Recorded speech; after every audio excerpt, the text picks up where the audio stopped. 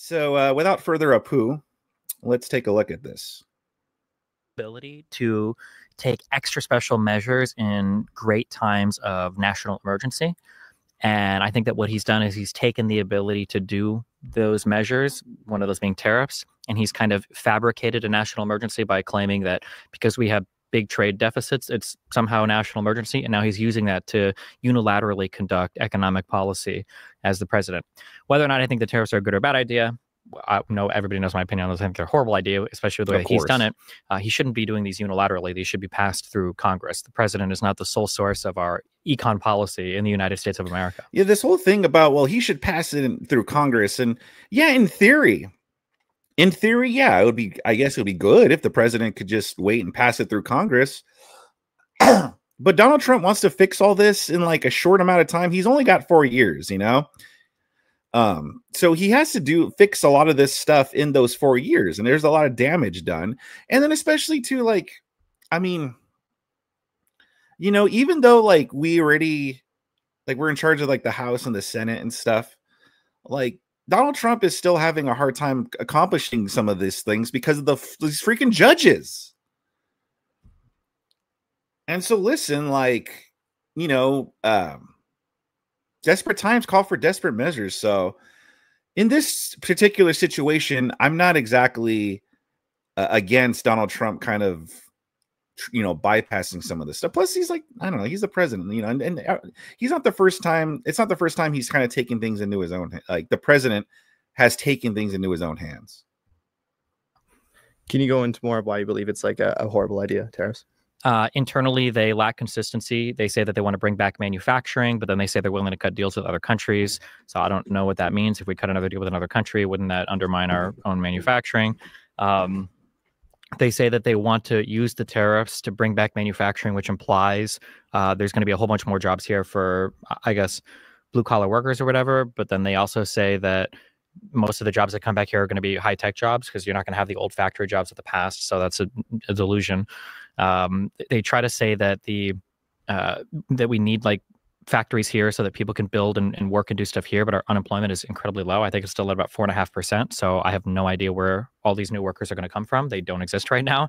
And then the workers that we do have that likely would take those jobs, they're trying to deport in record numbers. So like no part of it seems to make sense in any way, size, shape, or form. The actual economic analysis is also just completely devoid of any logical rationale, like the idea that just because we have a trade deficit with a country means that somehow we're losing, I think betrays a very poor understanding of macroeconomics. So wait a minute. He says if we have a trade deficit with a country doesn't mean that we're losing. Well, I mean, demonstrate that. Like, what do you mean doesn't mean that we're losing? How can it be beneficial? Like, I'm just thinking of it logically. Like, again, I'm no freaking economics expert, but if you're losing more than you're gaining in a relationship, how are you winning? I mean, there's like a million things I could talk, but yeah, I was just over there. Yeah. Sure. Kaizen, you want to respond to that? Yeah, sure. So first, I think it's important to just zoom out and look at what the macro issue is that we're trying to solve, and then where does tariff fit into the strategy to resolve it. So I don't know what you call a national emergency, and I guess that's a bit of a qualitative assessment, but we have a 127% GDP to debt ratio, or debt to GDP ratio. That's the highest it's ever been. And with $37 trillion in debt, $2 trillion deficit, we need to restructure things in America. Otherwise, we're going to have a bona fide emergency.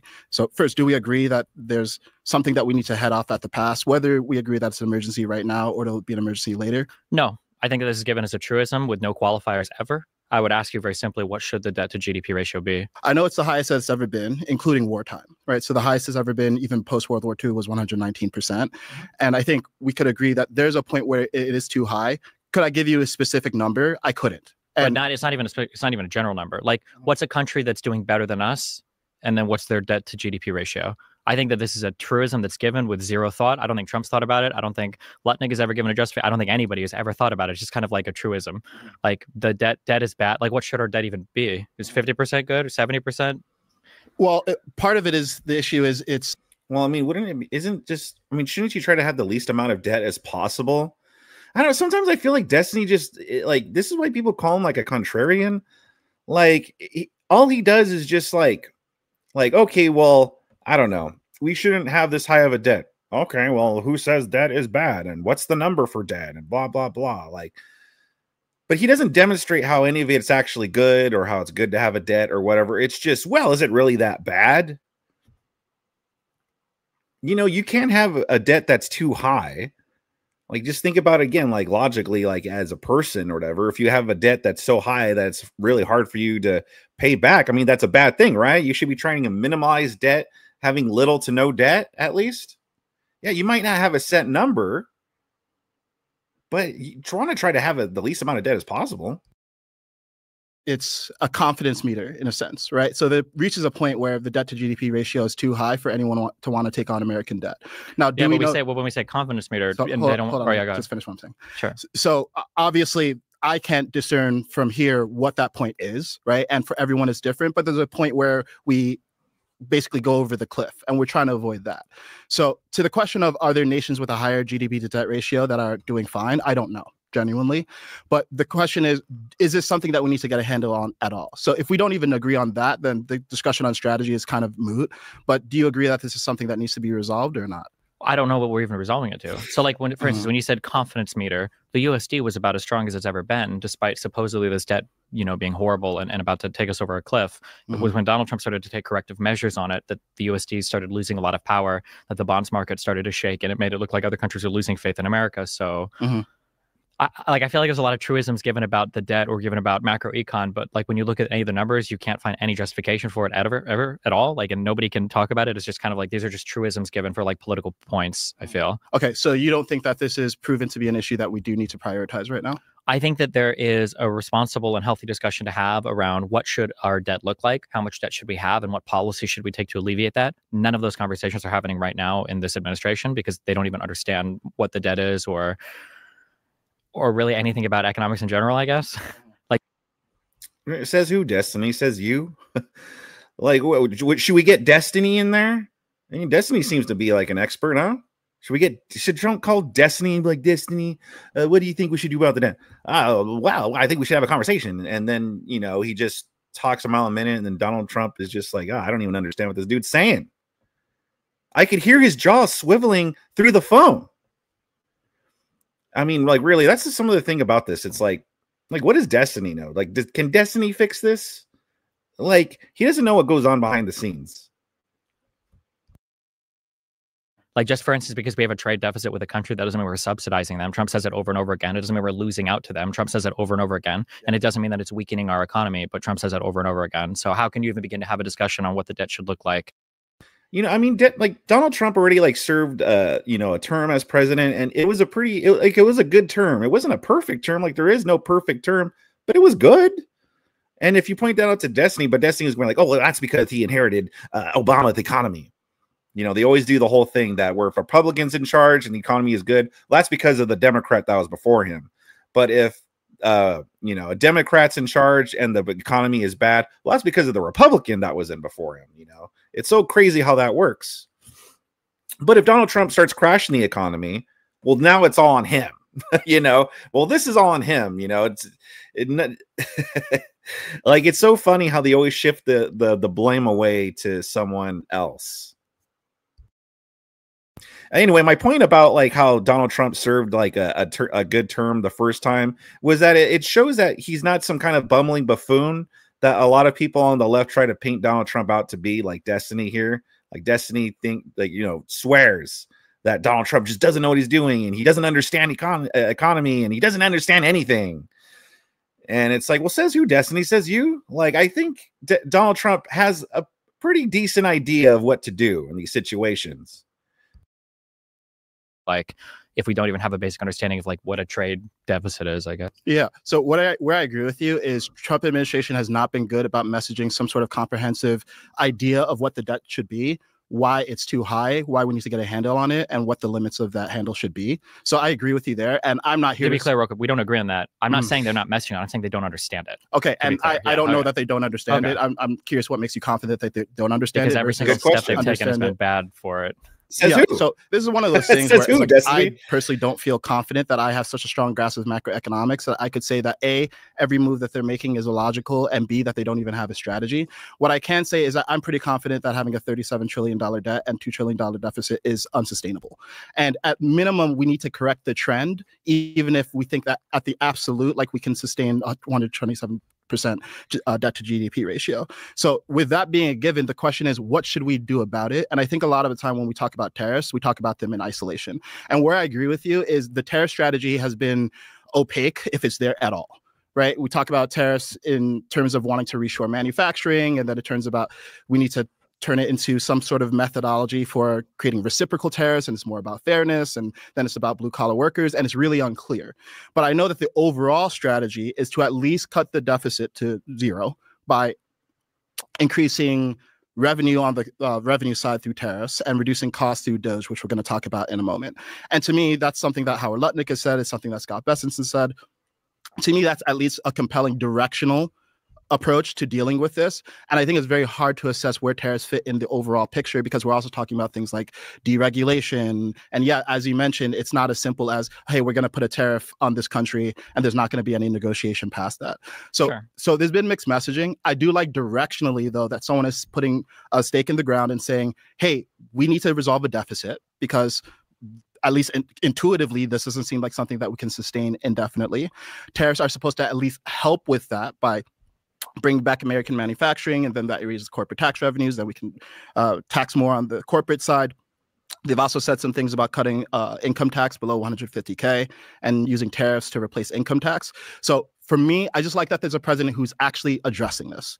And I think many of the American people feel the same. I think First of all, I'm glad that he also called out Destiny. Like Kaizen even said, "Listen, I don't know much about this stuff," but like, you know, pretty much calls out like, yeah, like same thing I said. Like, Destiny, what makes you so confident you know better than Donald Trump or even just anyone working in the administration?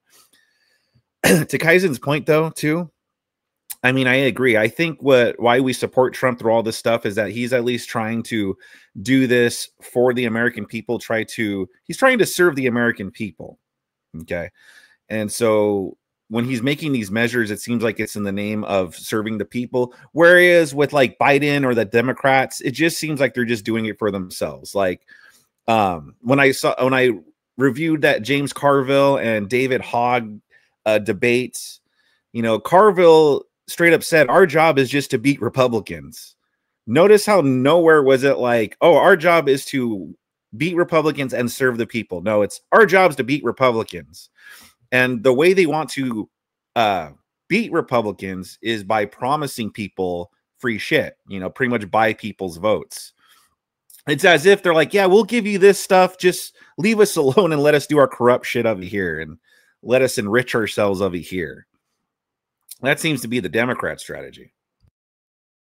I think they feel the same because they're being lied to constantly. So this American president is the worst in all of human history for the U.S. debt in terms of adding to the U.S. debt. So if you want to deal with the debt, there's two ways to do it. You can either raise more revenue, which he's opposed to doing because he wants to cut or he wants to extend the Trump tax cuts, or, and he's also caused an economic contraction to happen now, despite the fact that he came in with a booming economy. So the economy's gotten smaller, which means less tax receipts. He wants to extend the tax cuts, which have had a massive impact on our deficit. So you can either raise revenues, he's done the opposite of that in both worlds, or you can decrease your outlays. And it doesn't seem like this president is willing to cut any outlays either. So you have the Real quick, I just saw a funny comment from Cody Miller. Destiny has never ran shit other than the peckers in and out of his own ass. Very well said. Very well said. The fact that they asked for another $150 billion from the Pentagon, the fact that they're asking for trillions of dollars increase to the debt ceiling. And then the fact that, again, this is one of those internally inconsistent things. We're saying tariffs are going to raise revenue. Well, the only way that the tariffs would raise revenues and the ways that they calculated it is if the consumption remains the exact same, which it won't, because obviously people are going to adjust their consumption based on the tariffs. And two, why would you want them to make a lot of money on tariffs? Why would you want the U.S. to make money on tariffs if the whole point of the tariffs was so that people stopped ordering international goods and started ordering domestic goods? That doesn't make any sense, right? We'd want to reduce the consumption of international goods, which would reduce the amount we collect in tariffs. So even if it's not even directionally good, it's just all of it is just horrible. It's just all of it is horrible. None of it is actually furthering anything to reduce the debt or the deficit, which is why by the end of this admin, the deficit likely won't go down. The debt absolutely won't go down. And there will be a failure on both those fronts, just like there has been with Doge, as we'll get to that. But I don't think any of the Trump people will even be willing to admit that. Yeah. So. Yeah. So obviously it's difficult for us to prognosticate. I would say if, look, at the end of Trump's presidency, the debt and the deficit have not gone down, that is a failure. And then we'll just objectively know because they said they were going to do this thing. They said that all these policies are meant to do this thing, and then they didn't do that thing. What I would say is that we need to consider the tariffs, again, as a toolkit in the overall toolbox. Because one of the things I don't even like about the framing is, hey, let's talk about tariffs. Because that doesn't make much sense to me. It's like, no, let's talk about what the economic strategy is and what piece tariffs serve there, right? So you mentioned, for example, that assumes that consumption remains even. But if tariffs raise prices, then consumption will go down because prices will just be too high, right? Well, then we have to consider other things, right? So if we deregulate, for example, and we make it cheaper for companies to actually make goods in the US, might prices actually remain the same and consumption remain the same? That's possible. That is impossible. That will never be the case. I'll bet any amount of money right now, because in the United States, we just can't produce. We don't even have the companies necessary. The CapEx, the type of investment that we're looking to build those factories and train those people, we're at least a decade out in a lot of industries for this ever happening. There's no world where you peel back a couple regulations and all of a sudden magically the United States is competing with, with Thailand and China and Taiwan when it comes to manufacturing. That's just never. Yeah, well, no one's saying that instantaneously, like you cut back the regulations, instantaneously, a corporation's going to appear, like, right? And then all these jobs are just going to be right there. Like, no, but if you peel back the regulations, then maybe we could start to begin to make it more business friendly to where they're going to want to do more business over here. Because listen, like here in California, a lot of businesses left here in California because this is not a business friendly state. There's like a whole bunch of regulations and shit. And that's why a lot of companies have left from here to like Texas or Tennessee and stuff like that. Because it's more friendly over here. In California, it's not. But if you were to take out a lot of these regulations and taxes and shit that California lays out in these businesses, like if they were to just remove them today, yeah, it's not going to instantaneously just produce more corporations, but it will begin the process of bringing back more businesses over here and also helping businesses start up here, and maybe the businesses that are already here make it easier for them to run. So again, this is just destiny, just being like, I don't know. Anything that you bring up, I'm just going to be like, not a good idea. Horrible. Worst idea ever. That's never, ever, ever happening. Okay. Well, I'm not so confident that's never going to happen. And at least we see early signs that people are attempting to make it happen. And that's why we see different companies trying to invest in America. Yeah. Companies have always been investing in America. Most of the investment that Trump tries to credit for came from the CHIPS Act. Stephen, this debate's not going to go very well if you interrupt me and I don't interrupt you. Sure. So boom. So we've seen Taiwan Semiconductor do that. Keep your jaw still. This past week, we saw Saudi Arabia make investments. Obviously, that's more sovereign, not private companies. But we've seen many companies. We see Honda say that they're going to make the next Honda Civic over here rather than in Mexico. So we've seen companies at least making moves to try to reshore manufacturing. Whether it's going to happen by the time that Trump exits office, that's unknown, right? And then we have a timescale issue. But to say confidently, no, this is just never going to happen, I'm not sure how you can be so confident on that. I'm not confident. There's a level of confidence that I have, but it's not 100% in either direction. But the point is that moves are being made. We see early signs that companies are responding to it. And there's an open question of, is it going to be sufficient? And how much are tariffs going to lend to the strategy or take away from it? So look, my general note with economic discussions, I mean, even actual professional economists get this wrong. And this is one of the things where, honestly, I think what's underlying this whole debate for a lot of people is fundamentally, do you trust that this is a problem that needs to be solved? Do you trust the person trying to solve it? And do you trust the strategy that has been articulated?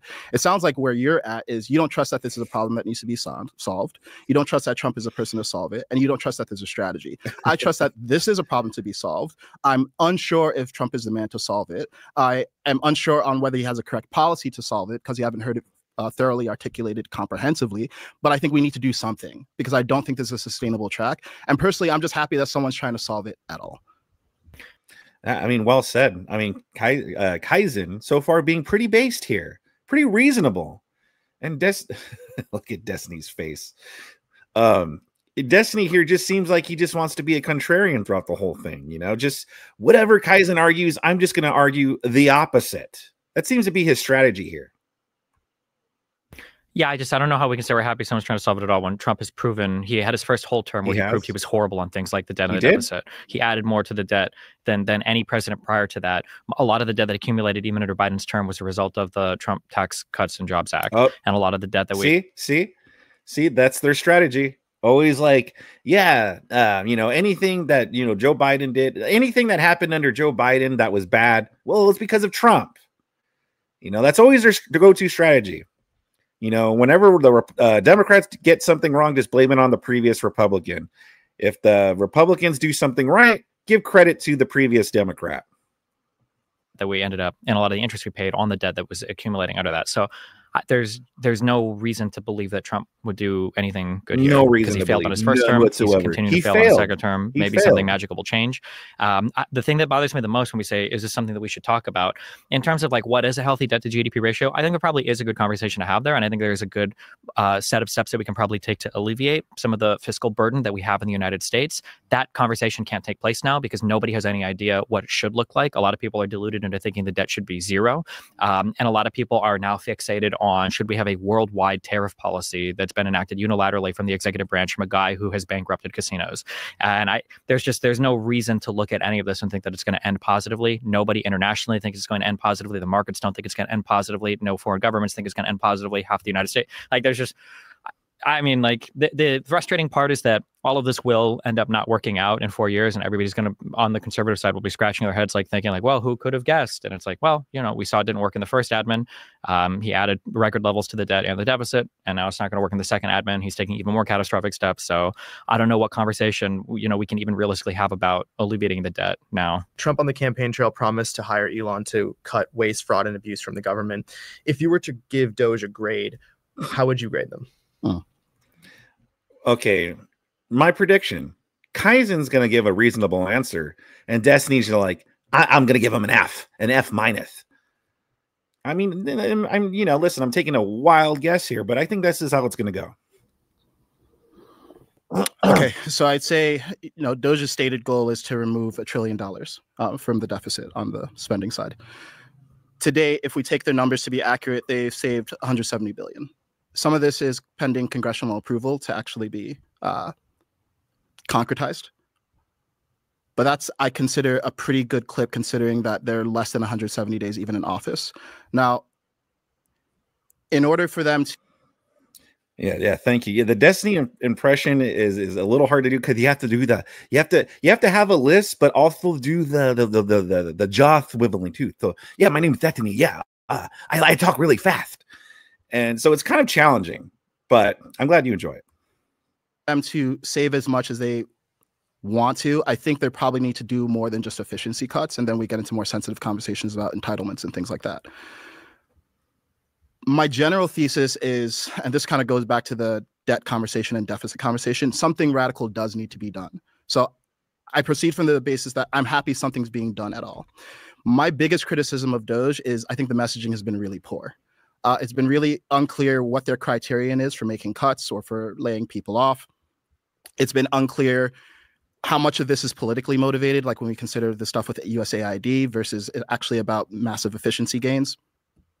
That said, what I've seen from him is a level of flexibility when it comes to making cuts where they're actually not impervious to feedback and they're amenable to making changes. So, for example, I know that they cut about 10,000 jobs from Health and Human Services, and they ended up reinstating 20% of them because they realized, hey, we actually need those jobs. I think it was similar with the Nuclear Security Administration. They cut, I want to say something like over 100 or 177 jobs, and they ended up reinstating a lot of them because they realized they need them. So there are cases where they overcut, and obviously when people overcut, like that's bad, but they've shown that they are willing to be dynamic and flexible with correcting those overcuts. And I also think that the way that they've been treating the layoffs in particular has been a lot more humane than they've been given credit for, because the vast majority of the employees who have been let go have received severance, in many cases 8 to 12 months of severance. And that runs contrary to a lot of a dialogue on like, hey, people are just losing jobs and it's just complete chaos and they're using a cudgel for everything. So overall, I would say I would give them a B+. I think it's a little early. I know it's meant to be sunset by July 2026. and look, there's a clear objective goal. Either they cut $1 trillion or not, and then we can be much more objective about how much they cut and whether it was enough. But overall, I'm positive on the changes that they've made. I'm positive on the fact that they're willing to take feedback.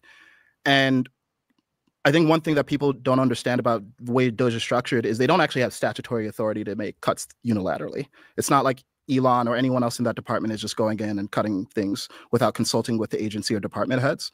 So given that in many cases they have an engineer, a lawyer, and then some sort of liaison for Doge embedded in the department, and the department is actually agreeing, hey, yeah, we can make these cuts.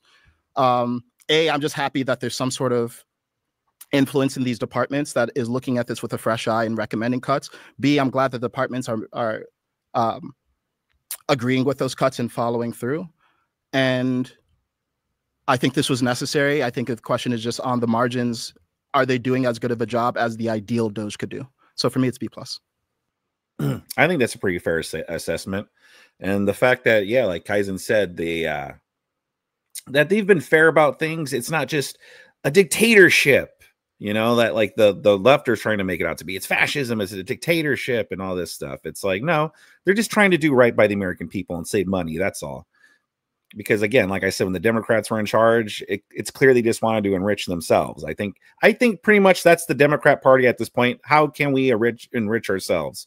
Well, giving enough crumbs to the peasants to where they don't really complain too much. And we could just kind of over here do our thing, enriching ourselves. Yeah, that's the easiest F in the world. Doge came in promising $2 trillion in cuts, and they've walked away with anywhere from 50 to 150 billion, maybe. I don't know in what world you miss your target by an order of magnitude and still manage to get a passing grade. Also, Doge's mission was to come in and find waste, fraud, and abuse, not try to make personnel cuts in programs that they don't like. So they didn't even hit their original mission. Well, I mean, yeah, that's part of waste. I mean, like, think about when Elon Musk bought Twitter, right? Like, he fired like a ton of people because he realized it was just, these were wasteful employees. Like, there was no reason to have this many employees. It's a waste of money to keep paying these people to be here when they're not even a necessity. They're not necessary. So no, like, firing people, laying people off, that is a good thing, because employees can be waste. It could be bloat. Mission at all. I'm going to be honest. I think every liberal was a little bit scared to see Doge come in and find a whole bunch of waste, fraud, and abuse in the government, because obviously that would look pretty bad. I did expect them to find some stuff. I'm actually astounded that they came in with like an open book to go through everything and came away with absolutely nothing. There was not a zero credible claim of waste, fraud, or abuse that Doge came away with, despite the firings, despite going in and, you know, kicking out security guards. Wait. What about all that stuff about how we were sending money for, like, I don't know, gay plays or something in these countries over here? Like, you don't think that's waste? Like, you don't think that's waste? And you're saying there's no evidence that there was waste? Like, what the hell are you talking about? Guards, despite getting to go through as much data as they wanted to. The only thing I mean, just to claim that there is absolutely no findings whatsoever, 0%, that's a pretty bold claim, Destiny. Like, come on. Is a worse understanding of a lot of these agencies, because Elon Musk himself has been involved in the proliferation of a lot of lies about them. For instance, spreading the lie that Social Security is paying out people that are over the age of 120 or whatever. This is a lie that's been repeated over and over and over again that every conservative will not believe until the day that they die, because once you believe a lie that Trump has told you, you can never, ever, ever disavow. Well, isn't there evidence? Again, that's not something I've looked too deeply into, but it wasn't like they just came out and said, oh yeah, there's people in pain. We're like, oh, well, really? Like, didn't they actually provide like some sort of like, isn't there actual proof that you could find out there? I might be wrong on that, but it wasn't just, they just made this up. And then we were just like, oh, okay, yeah, that makes sense. Disavow that lie. They didn't manage to find any credible amounts of waste or fraudulent behavior or abusive behavior. They just went through and they control F for DEI and cut. I mean, yeah, see, he says there's no evidence of waste or corrupt behavior and stuff like that. But the thing is, and then he brings up like DEI and stuff. And then it's like, well, yeah, to us, that's waste. That is absolutely waste. And that also is corrupt. Like they were, what is it? They had like the policy where it's like, if a company like wanted like a government grant or something like that, they must show that they had like DEI, like a government contract. That's what it was. If they wanted like a government contract, they had to show that they were implementing DEI policies. I mean, to us, that's pretty bad, because you shouldn't be discriminating people based on skin color and hiring people mostly on, skin color or sexuality and all this other nonsense. So to us, when Doge says, yeah, we want to get rid of that shit, we're like, yeah, go do it. The only ones that had problems with it were lefties, because they believe in that shit until they gaslight you into thinking, no, we don't really, or, oh, you know what, it's just when you put up flyers in black neighborhoods, that's all DEI is. It's like, no, bro, we all know that's not what it was. Cut every whatever program they felt like they didn't like. I think it's a cowardly way for Trump to try to curb the size of the government rather than presenting to Congress, here are systematic cuts that I think we should make in large, or programmatic cuts that we should make in large government programs to save money.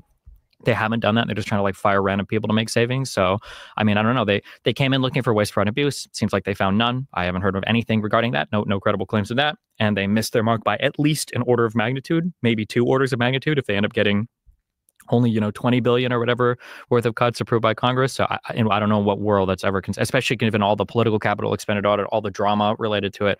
I don't know what world that could ever be seen as like a success in any way, size, shape, or form. Cool. So it sounds like we have some facts to reconcile before we can even get to the subjective analysis. So let's just see if we reconcile those facts. So I have heard from Howard Lutnick and Elon that the goal is 1 trillion. Maybe at some prior point they said 2 trillion, but my understanding is their most up-to-date goal is $1 trillion in cuts to a deficit. Have you heard differently? Because you said 2 trillion. Elon himself stated 2 trillion multiple times. They might have walked that back to 1 trillion. Even at 1 trillion, it's still an order of magnitude miss in terms of the cuts they found they recommended. Yeah. Okay, good. And do we agree that the goal is to sunset Doge by July 2026? So any cuts made now is not actually...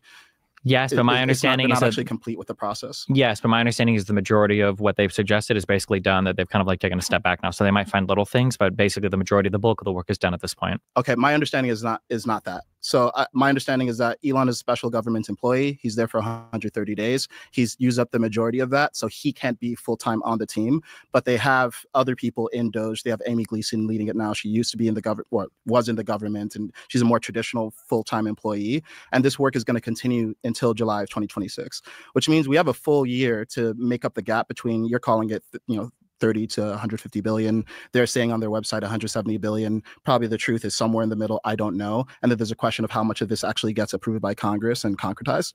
But to say it's an F, for me, it just sounds hyperbolic, just because we're literally not at the finish line yet. No shit. And if we expected them to cut $1 trillion to $2 trillion, 130 days in, I think that was an unrealistic expectation. Now, if it is true, and I have not heard this, that the bulk of the cuts that can be made have already been made, then obviously that's a failure. But my understanding is no one is warranting that. The bulk of the work that Elon can do in this fiscal year has been done directly, but there's still a team there, right? There's still dozens of Doge employees embedded in these departments continue to make cuts. So again, this is one of those things where, unfortunately, the timing of this debate is such that we're a bit early in the process to assess the long-term impact of things like economic shifts or changes to spending. But I think to have a sense of proportionality, like we're not even halfway in to the amount of time that's been outlaid to make the changes on the Doge side, and to already call it a failure doesn't make sense to me. Well, have they found any waste, fraud, or abuse? Well, so the Government Accountability Office in 2022 said they identified $250 billion in improper payments.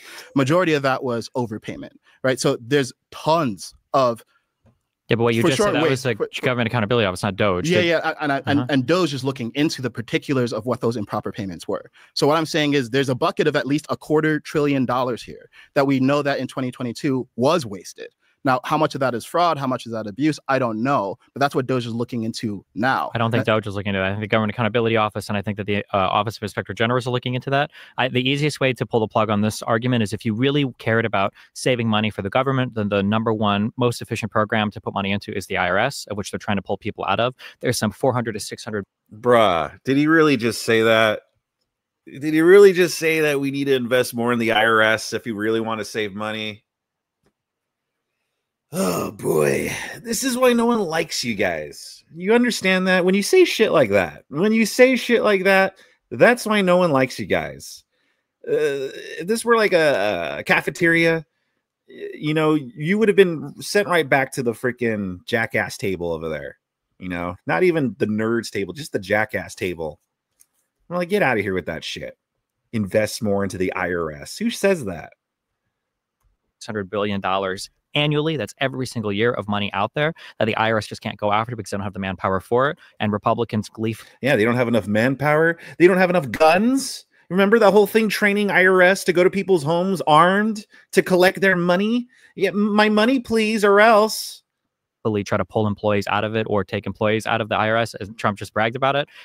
So I mean, like, I just don't think there's any real genuine effort there to actually save money, because if they would just fund the IRS. Okay, so there's a discussion to be had about what should they be doing instead, but let's not talk about what they have done, because you think they haven't done anything. So at minimum, there's the $20 to $30 billion in untagged payments that were identified, and we don't know where the money went. We don't know what it was for. We don't know if it was coded to the budget, but it was identified that, hey, this is a very simple thing. For anyone who's ever worked at a corporation where you've had to pay things on behalf of the company, when you pay for things on behalf of the company, you tag it. You just like tag they it do in that the in the field. government. Every time that Doge brought that up, it was a lie. Every My- single my- time it was a lie. My understanding is it's not a lie. That's fine. It is a lie. That's why there is no prosecution that's been referred. That's why nobody's talking about specifically. But hold on, It's all a lie, let me finish. So you're saying it's a lie. Let me tell you how, if it were true, it would work.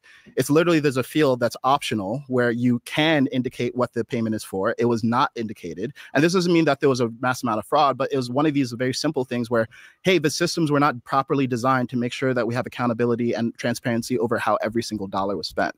Now, how much of that is incompetence? How much of that is malfeasance? I don't know. You're saying it's completely a lie, and I guess I don't know what the implication here is, that every single payment is tagged and we know exactly where every dollar went. They know went. government stuff. Right? If you know anybody that works in government or does anything, they're pretty carefully accounted for. Yeah. Yeah. I mean, I don't know what appeal to authority. I don't know if, like, someone in government who's told you this is a lie, but at minimum, if yeah, no, see, even Kaizen's like thrown up. It's like, dude, what the fuck are you talking about? Like, all Destiny does is just go, it's just a lie. Oh, it's just a lie. They're not really doing all this. It's like, dude, like, I don't, like, sometimes there are people who I watched, I'm like, oh, clearly this guy is Trump deranged, or this guy is doing it because it's a grift. He wants to make money off of the left-wing narrative. I'm not saying that they don't believe it. I'm not saying that they're not really lefties. Like, I think Destiny really is a lefty, but, clearly, like, you have to kind of, like in YouTube, you have to go one way or the other. You can't be a fence sitter. You have to be either on the right or you got to be on the left.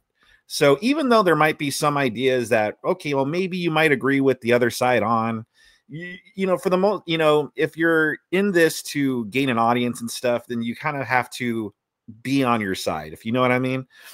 And so I don't know if Destiny sometimes says things because he's really Trump deranged, or if he's just saying something because, he has to. It's part of the grift,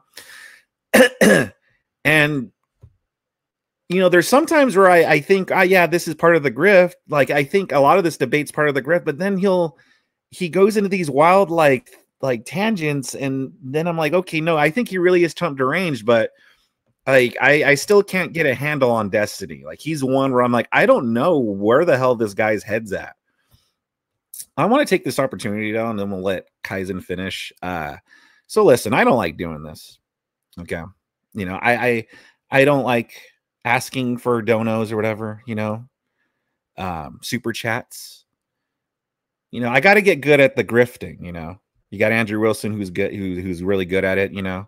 People flock to throw their money at him, and that's, I agree with that. I'm one of those people. And then I see Rob Knorr stream. Rob Knorr, he's getting pretty good at it. Jim Bob. So I know I have to. Like, I know I got to, especially if I want to make money. So listen, if you're enjoying this so far, feel free to leave a super chat. I'm not asking for a lot, but if you want to, it's there.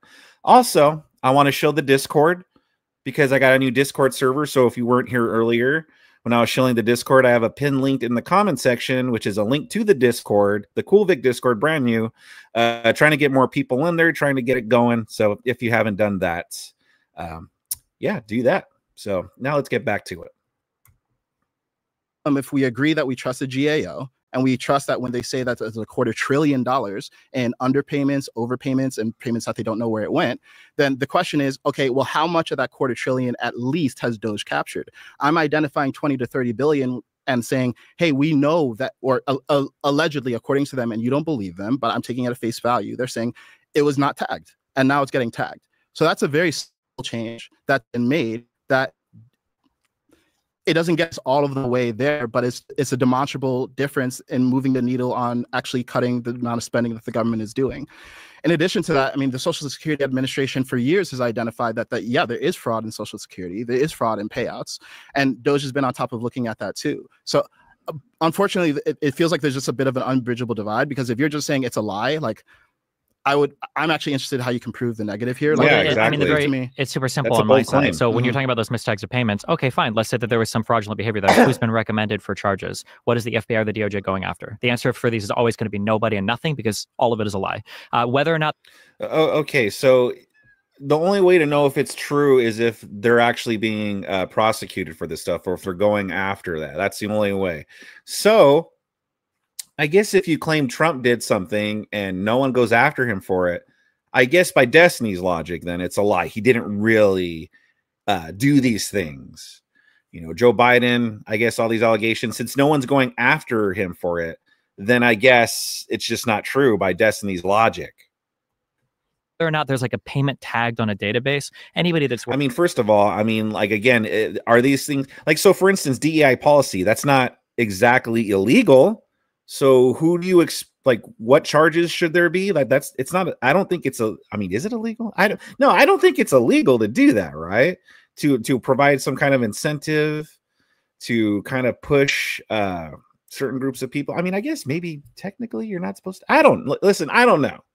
But I guess my point is that you have to establish these things are illegal first, right? Like, were there any laws broken? You know, I've heard from the left, no one's above the law, unless you're like a judge or something like that. Only judges, I guess, are above the law. But in order for anything to come down on these things, I guess you have to prove their crimes first. So I don't know. That's worked with a sophisticated enough system knows that there's sometimes multiple systems, sometimes stuff is tagged, sometimes it's not. Just because it's not tagged doesn't necessarily mean that it's fraudulent, wasteful, or abusive, or that... Is Super Chat the only way to dono? Yeah, you know, as of right now it is, but I am working on, you know, so I'm new to the live streaming stuff. So I will add more methods. You know, I've seen Cash App used. I've seen, you know, PayPal. I've seen, what is it? Like Buy Me a Coffee, other streams. So as of right now it is, but I will provide more avenues if you want to donate in other ways. So I will work on that. This whole live stream thing is a work in process. You know, I've only been doing YouTube full time for the last few months, and I've only been doing just recording videos and uploading them. Live streaming, I'm fairly new at. So, but I am working on it. I will add more avenues to donate if you do not want to donate via Super Chats. Or that somebody else is accounting for it. A really great example of this is the claims that Elon Musk and Trump have made about the Social Security Administration paying people that are... Did he really say Trump? Dude, ugh. You know what? Move away from the jackass table and just leave the cafeteria. Trump, fund the IRS more. Just get out of here. Go hang out with the teacher. That are over the 120 years old or whatever. There is a file externally that is the SSA updates called the DMF, the Death Master file. That file they'll update sometimes with cause of death or death that other agencies or creditors can kind of like use just to look at it to help them monitor stuff. That's not the same record, for instance, though, that the Social Security Administration uses to pay people out. The idea that we're paying thousands of people who are already dead was a total lie that was said over and over again and is still said to this day by the majority of conservatives, by Trump and by Elon. Thank you very much, James Bradley. I've consumed enough of your content, so I owe you. Keep up the great work. Thank you very much, man. Really, I appreciate it. I appreciate every dollar that gets donated to me. You know, seriously. Like, I never thought I would be in this position right now where, like, even right now that I have 16 viewers. Like, I know that's not a lot, but I'm like appreciative of that because I never thought that I would be a YouTuber that people would pay attention to, you know. I spent a long time in the YouTube abyss just talking into the ether. Or, you know,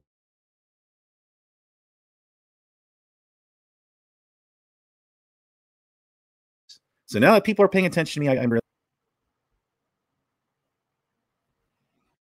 But when you actually read, because the SSA has its Office of Inspector General, you can read the report. This has been known that updating that Death Master file sometimes is like really difficult for a variety of reasons. It doesn't mean there are fraudulent payments going out. When you're talking about payments going out as a result of inappropriate payments, my understanding is about 60% of those are recovered, 40% aren't. Sometimes it could be as simple as like a person dies and then an SSA check goes out like the next day and then they have to like recover it. Most of the time, it's pretty easy to do. It's pretty trivial. I don't think Doge is helping recover any of this. And like I said, if there was any actual like waste, fraud, or abuse, then I would expect we would see some type of criminal charge or something recommended to the DOJ, and that just hasn't happened, and it won't happen. Yeah. So, I mean, again, we're prognosticating about whether it will happen. We're very early into the administration. Maybe it happens. Maybe they actually do prosecute people. And in many cases, I don't think a prosecution is needed because if it's simply waste and it's simply error and it's simply entropy, you don't need to prosecute someone for that all the time. As you just acknowledged yourself, sometimes there's many systems. Some of them are antiquated. Some of them are not talking to each other. And even in the case that 60% of these funds are recovered, 40% are not, then there's a 40%, there's a large S that we can actually recover and we can actually be looking into. So fund the SSA.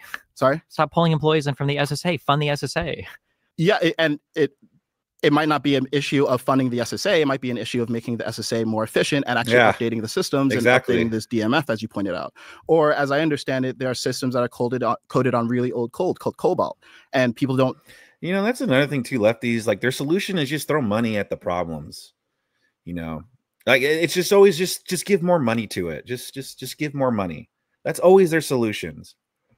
You know, like James Carville, like one of his strategies when he was talking to David Hogg, he was like, well, what I wanted to do is I wanted to give first-time home buyers, you know, $30,000 loans, like pretty much down payments to help them buy new loans, to buy new houses. Like that was their plan. Just give money to people. Like their view of money, like they really just think money is just like there's money trees everywhere, and you just pull some more out from the money tree, you know. What is it? The money printer goes brr, you know, like that's all they think it is. There's not many coders who actually code in Cobalt anymore. So it's like, why are we using old systems? So some of this is just modernizing the systems that we have in government and getting off of old software licenses we're not using anymore, canceling old contracts that we're not using anymore, and just modernizing and making things more efficient. And the proof of that being done effectively wouldn't mean necessarily that people are going to jail. The proof of that would be that the actual amount of spending goes down. So again, as I said before, the proof of this should not be that people are going to jail over waste, fraud, and abuse. Well, the fraud for sure. But the proof of this should be that the actual number is going down. And you've acknowledged that there's somewhere between 30 and 150 billion that they actually have saved. So there's something. It's not nothing, as you've been saying sometimes. They're reporting that's $170 billion in saving. Even if the truth is somewhere in between, even if we cut it at halfway, let's say we take the halfway point and it's somewhere between 80 and 120 billion, that's substantive. And my question to you, Stephen, is do you think that there should be well, actually, it's not fair to say that because you did say that there should be a plan presented to Congress and that's the way that we should do it. I would say, well, we've tried that so many times. Yeah. We've tried that so many times. The best that we've been able to save is like $30 billion. And I'm glad that there's some sort of different approach where we're bringing in people from private industry. We're focusing on not just conventional government planning to actually reduce the amount that we spend and actually trying to modernize systems, make them more efficient, and just update government. So yeah, that's why I give it a B+. I can understand why you wouldn't want to give it a B+. I don't understand how you can give it an F, given that we're literally not at July 2026. Doge came in to find waste, fraud, and abuse. They didn't find waste, fraud, and abuse. They came in to make suggestions for cuts to programs because Republicans have given up on trying to govern this country. If Republicans want to cut from the government, if they actually want to decrease the amount that they spend, then you go to government to do government. You don't get to bring in a guy who's frying his brain on ketamine to try to make a whole bunch of arbitrary cuts in personnel because you're too lazy or stupid to figure out how to actually write the bills to cut the departments. I don't like this idea that conservatives go, well, it was too hard, so we brought in a guy unilaterally to just start hacksawing stuff, and this is our way of doing it. Doge was brought in to find waste, fraud, or abuse, not reread to me in a less coherent voice things that are on Government Accountability Office or Office of Inspector General reports from 2022 or 2023. It's a waste of money. It's a demonstration of a lack of ability to do business. Elon Musk became everybody's worst middle manager. Anybody that's worked in private industry knows how annoying it is to get a random email from some C-level exec saying, send me 5 things that you worked on this week. Oh, like it was so annoying that half the cabinet heads were like telling their departments. I think Kash Patel, maybe Hegseth was saying like, guys, don't waste your time responding to this. This is stupid. Okay, this is dumb. It was a total failure in every single like size of the way you can measure it up. It was a failure. They came in looking for waste, fraud, and abuse. They came away with personnel cut recommendations because they don't know how to recommend these things to Congress. And the small things that we want to take credit for Doge, like you're talking about optimizing systems, that department was already in place. Obama put it in place. It's called the USDS, which is what Doge kind of like became a cancer onto. It was the United States Digital Service, which was supposed to go around and optimize government systems. If they want to, and this, I don't like this because Trump will suggest something crazy and stupid. And then when it comes in and it fails, everybody tries to walk it back to a more reasonable program. If Doge had come in saying, we want to help the USDS make the federal government more efficient, and we think that there are ways that we can do that, okay, well then fine, that's cool. That wasn't what was promised. What was promised was Elon Musk saying $2 trillion in cuts from a $1.7 trillion discretionary budget, which is what our spending is on the discretionary level, by finding waste, fraud, and abuse. The numbers that he cited over and over again were crazy. And at the end, we came away with drama relating to shuttering departments unilaterally, like USAID, or we came away with personnel cut recommendations, which are neither waste, nor fraud, nor abuse. So it's an easy F. Yeah, USAID was like sending a bunch of fraud. I mean, that was it. Yeah, like someone brought up in the chat, like the condoms to the Muslim countries or whatever, or Africa, whatever it was. Like, yeah, like a whole bunch of bullshit. And so, and in terms of like finding someone out,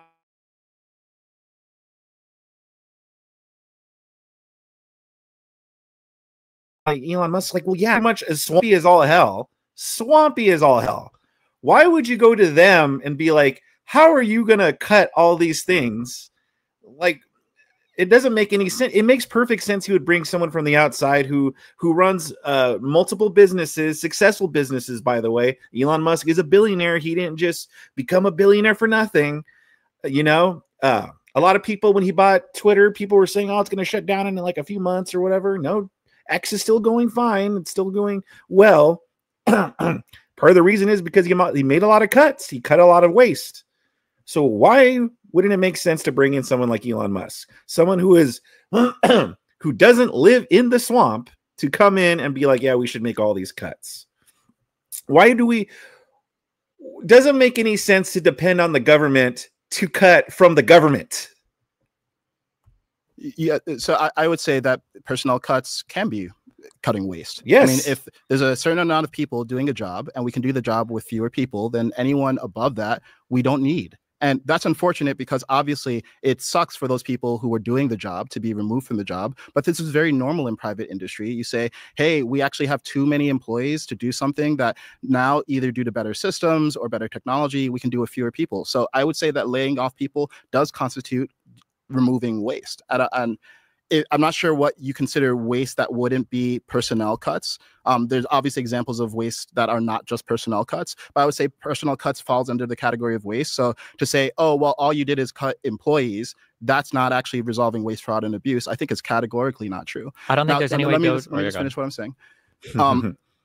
Some of what you said, I mean, Elon being fried on ketamine and Republicans are not trying to govern the country. I mean, this is like... I really just realized that. Imagine Destiny accusing...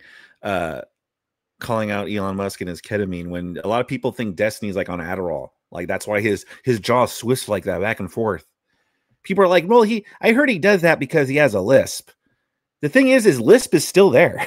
Like his lisp is still there, even with the jaw swiveling.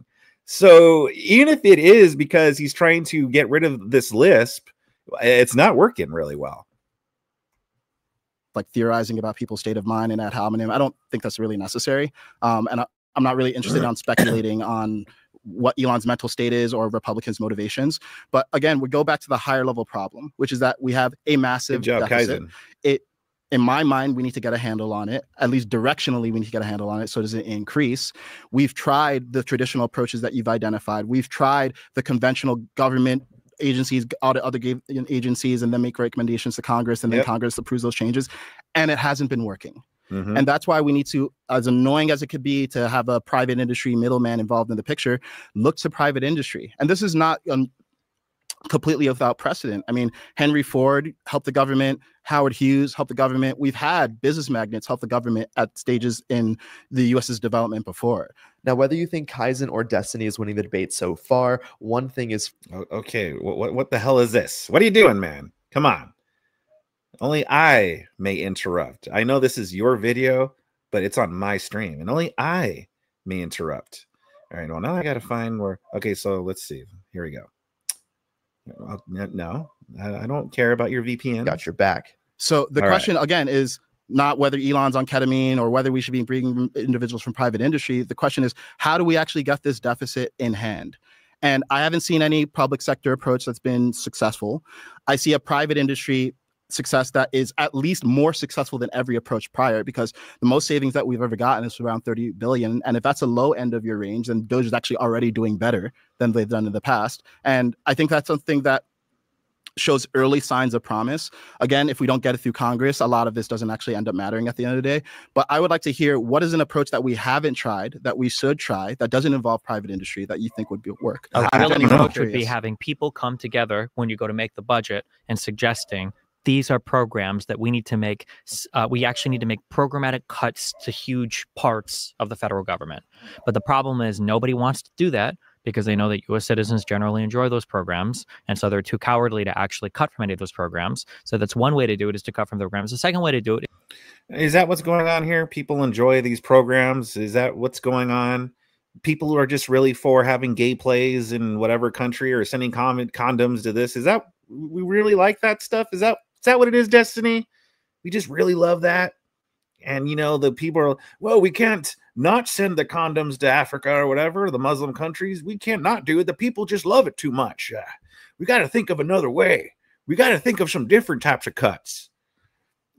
Destiny's an idiot. Do it is to keep the programs the same size, but to continue to grow the economy. And Trump is doing the exact opposite of both of those. Our economy is contracting right now because he's destroying faith in the USD and faith in the United States at large across the world. And because we're reducing our tax receipts, our revenue, by way of economic contraction, and because he wants to extend the tax cuts for the Trump Tax Cuts and Jobs Act.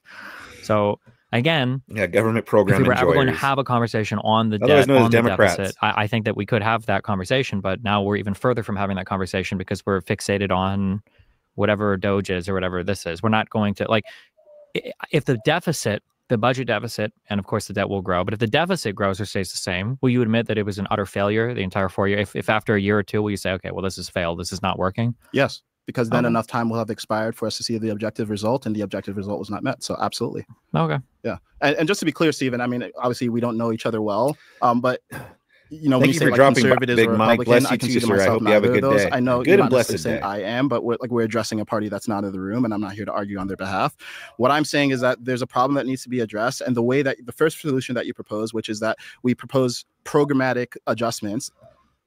We've tried that. Yeah, and it hasn't worked. No, the Republicans aren't trying that. No, of course. It's the Republicans and Democrats don't do that. that. Democrats do try, but Republicans are half of Congress. And all of Congress doesn't do it. And we don't accomplish it. And it doesn't seem to matter who has the majority. It doesn't get done. Obama tried to do this too, right? He tried to make cuts. It was like trivial cuts on the margin, shutting down old websites. At the end of the day, what's happened is clearly our government by itself is not sufficient to actually solve this problem. We need a creative approach to solving this problem. This is, hopefully we can agree, undoubtedly creative. It has some clear downsides. What I agree with you is this public spectacle around Doge and like constantly like people arguing on X about whether a program should be cut and all the partisanship around it is sad, unnecessary, and distracting. So that's why for me, it's like I'm not willing to give it an A because the messaging has been so politicized and so hyperbolic. But we need something different. And you're saying the Republicans won't get in line. To me, neither house seems to be getting in line with it because no cuts are not popular because yes, many Americans like these programs that we have and no one likes to have things taken away. And what I've seen, you know, to your point about like programs getting. So when you see programs getting cut, does he just mean like what, like a welfare or something like that? Like the food stamp stuff? Because I know people were bitching and whining about that, about how they want to limit food stamps to where you can't buy sodas and stuff no more. And people were flipping out about that, but it's not. Like, yeah, obviously, if you're on welfare, you're not going to want that taken away. It's the free ride, the free government ride. Why would you want that taken away? But it's not, weren't just cutting like programs like, and by the way, they weren't significantly cutting like with the Social Security. It wasn't like they were just taking away, like, you know, like they were finding that there were people who were no longer alive that were still collecting Social Security. Like it would figure that if you actually fix the Social Security, like where fraudulent waste was going on, then that could be more money to sustain Social Security and actually give it to the proper people. So I don't see why anyone would flip out about that. But I mean, unless you're a Democrat or unless you're Destiny that just thinks, nope, it's all a lie. F plus. Getting cut. That's what Doge has been doing. Now, if we have a disagreement on whether these programs that have been cut should be cut, I think it's a healthy discussion to have. Like we can talk about USAID, whether that should be removed. We can talk about the departments that have been downsized. We can talk about Health and Human Services getting rid of 2,000 employees. All these things are reasonable discussions to have. But what I don't think is a reasonable discussion to have is discussions about whether it's the Democrats or the Republicans and talking about these hypotheticals where all the Congress people get together and solve, because it just hasn't been working. Yeah. And frankly, as an American taxpayer and someone who's been observing government from the outside for years now, it's like, I'm just glad that we're trying something different. I mean, like this is the Republicans throwing their hands up, and it's the meme comic of we've tried nothing and we're all out of ideas. If Republicans want to govern, the country is here to be governed. But as long as half the country is just having an epic time following Trump into, you know, whatever abyss they're happy to follow him into, nothing is going to get done. Like, yeah, or if you have half the country that are just sitting there and hating on everything Donald Trump does, well, then you're also not going to get anything done. You know, like you already you already have like these judges, like Donald Trump has already pretty much solved like the immigration crisis, right? But you still have stupid ass activist judges, even in our Supreme fucking court. Like, oh my God, like Amy Coney Barrett has been a fucking fail. But you know, like you still have like Clarence Thomas and I forgot Alito, who are like based, right? And then the other Supreme Court goofballs, and it's like, dude, yeah, maybe there's something to not letting women in government anymore. Like, really, maybe there's just something to it. Because even when you have Amy Coney Barrett, who is a Trump pick, right, in there, and she's voting with all these fucking stupid ass lefty women in there, and it's like, you're useless. Why are you there?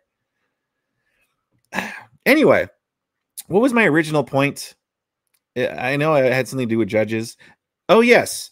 So it's not useful when you have the other half of the country just hating on anything Trump does and want to stop anything that he wants to do, even if it can be useful to the country. You know, like I said, you have judges now trying to stop them from actually doing things like solving the immigration crisis because they're fucking anti-Trump activists and lefty activists. I mean, I guess they're one and the same, but you know what I mean. So I don't know. Destiny just always puts it on the Republicans. It's like, no, it's the Democrats as well. And I agree with Kaizen. Like, yeah, like Donald Trump's trying something new. He's thinking out of the box, because clearly we can't just, Donald Trump relied on the government the first time around. And we found out just how murky and swampy the swamp was. So I'm all for him trying different things and thinking outside of the swamp. Like, none of the Doge stuff is probably going to get solidified by Congress. Most of the people in Congress are not happy with any of the suggested cuts. It's just nothing. Like, when Republicans decide, okay, well, we have to actually come together and we need to start writing legislation, then something will get done. It's not a both sides issue. Democrats are able to pass way more legislation. The economy and the budget, both, so fiscally and the economy, tend to do better under Democrats. Every time. The only reason why Democrats get more done is because there's a lot of cucked Republicans, a lot of rhinos and cucked Republicans that don't actually stand for anything, and they go along with the freaking Democrat program. And you have way more of those than you have Democrats. Like, Democrats will stick to what they want, and that's it. Where in the Republican Party, you'll have some Republicans that will agree with the Democrats because they're fucking cucks. So that's why Democrats get more stuff done. Every time a Democrat comes back into office, they have to waste the first year or two trying to bail them out of whatever catastrophe the last Republican got them into. When Obama came in, it was trying to recover from the housing crisis. When Biden came in, it was recovering from COVID. And then Afterwards, you get a Republican who came in. Look, you've got Donald Trump coming in now. He came in off of Obama's heated economy and tried to take credit for the economy growing under that, even though. Yeah, I've noticed that each argument Destiny is making has Trump in it. I really believe that he is paid by Dems at this point. I guess that's another thing to my point about if Destiny is just like a grifter or not, where I have like a hard time telling if he has Trump derangement syndrome, or he's just being paid by someone, because he has such a hard stance, like against Trump and against Republicans, such a hard stance. Like, where even Kaizen's here and he's like, what are you talking about? Destiny's just making all of these claims that they're just lying, that they don't know what they're doing. Everything they've done is a failure, and everything they will do is a failure. And Kaizen's actually being reasonable, but Destiny is so hard line, like, nope, everything Orange Man bad. And I have a hard time grasping, like, is it TDS or is it that he's being paid? Or he's like a paid shill.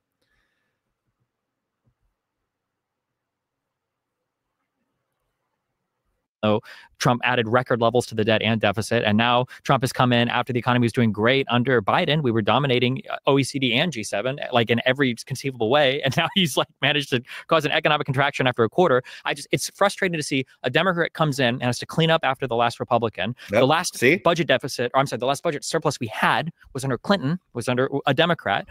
It's just frustrating. The Democrat has to come in, clean up the mess. The Republicans come in, they make more and more of a mess. They spend like crazy. And then everybody goes, wow, both parties in the United States sure are messed up right now. Like, it's just that blows my mind. Yeah, I mean, I didn't really want to make this a partisan conversation, but I think the framing of, oh, Republicans mess it up and then Democrats clean it up, I don't think that's accurate at all. I mean, even if you talk about Clinton, creating this surplus, he inherited the conditions for a surplus to be created, and for sure he stewarded that. But those the deregulation efforts that created the economy that was booming by the time he entered office, and early when he entered office, that was instantiated by Reagan. So if we're going to say that, oh, well, it's the Democrats just inherit messes and then they spend the first few years cleaning things up, I don't think that's true. In Bush's case, I think that was true, because I think Bush was one of the worst presidents of all time. And I think Obama had to recover from Bush, and we saw the housing crisis. And Trump inherited Obama's economy and took credit for it and massively spent. He did a huge... See, that's their go-to. They always do that. Whenever a Republican does good as president or decent, well, it's because he inherited the Democrats' economy.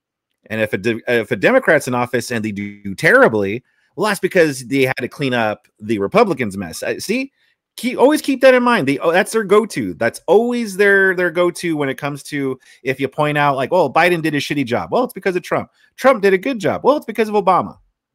Never fails.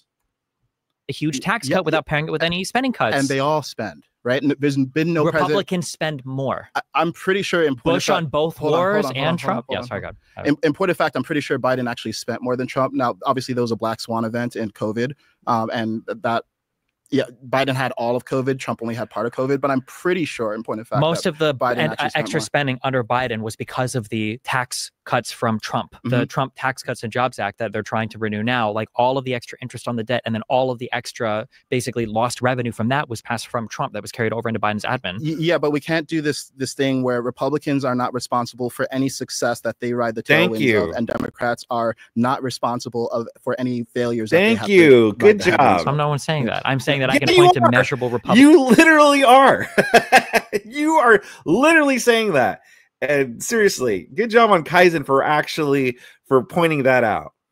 Looking failures over and over again. Yeah, but I'm saying, you say Trump inherited Obama's economy. Yes. And I'm like, yeah, he stewarded the economy that he had. It didn't go off a cliff, and there's something to be said for that. And similarly, Clinton did the same with Reagan. So Republican, he didn't steward the economy; he overheated it, and then they. That's wrong right there. Kaizen said Clinton stewarded that from Reagan, but Reagan wasn't the president before Clinton. It was George Bush Sr. So he's a little incorrect there. Just a little incorrect, but overall, he's making good points. And they cried about inflation a few years later. He came in under Obama, and the markets went from growing 10, 15% every year to 20 to 25% every year for 3 years. And he did that with a massive deficit spend by cutting all these taxes and not pairing them with any government spending cuts. And then the same Republicans now want to come in and say, well, Trump's going to be the guy to save our budget. He couldn't do it when the economy was going well. Why would we expect him to do it now? Well, I would say in the case of like overheating the economy, remember, a lot of these changes were made in, as we both acknowledge, prosperous economic times, and then COVID hit, and then the same tax cuts and things that they did in times pre-COVID were not that effective post-COVID. And I will say, to Biden's credit, I think he inherited a really difficult situation and he prevented it from going completely off of a cliff.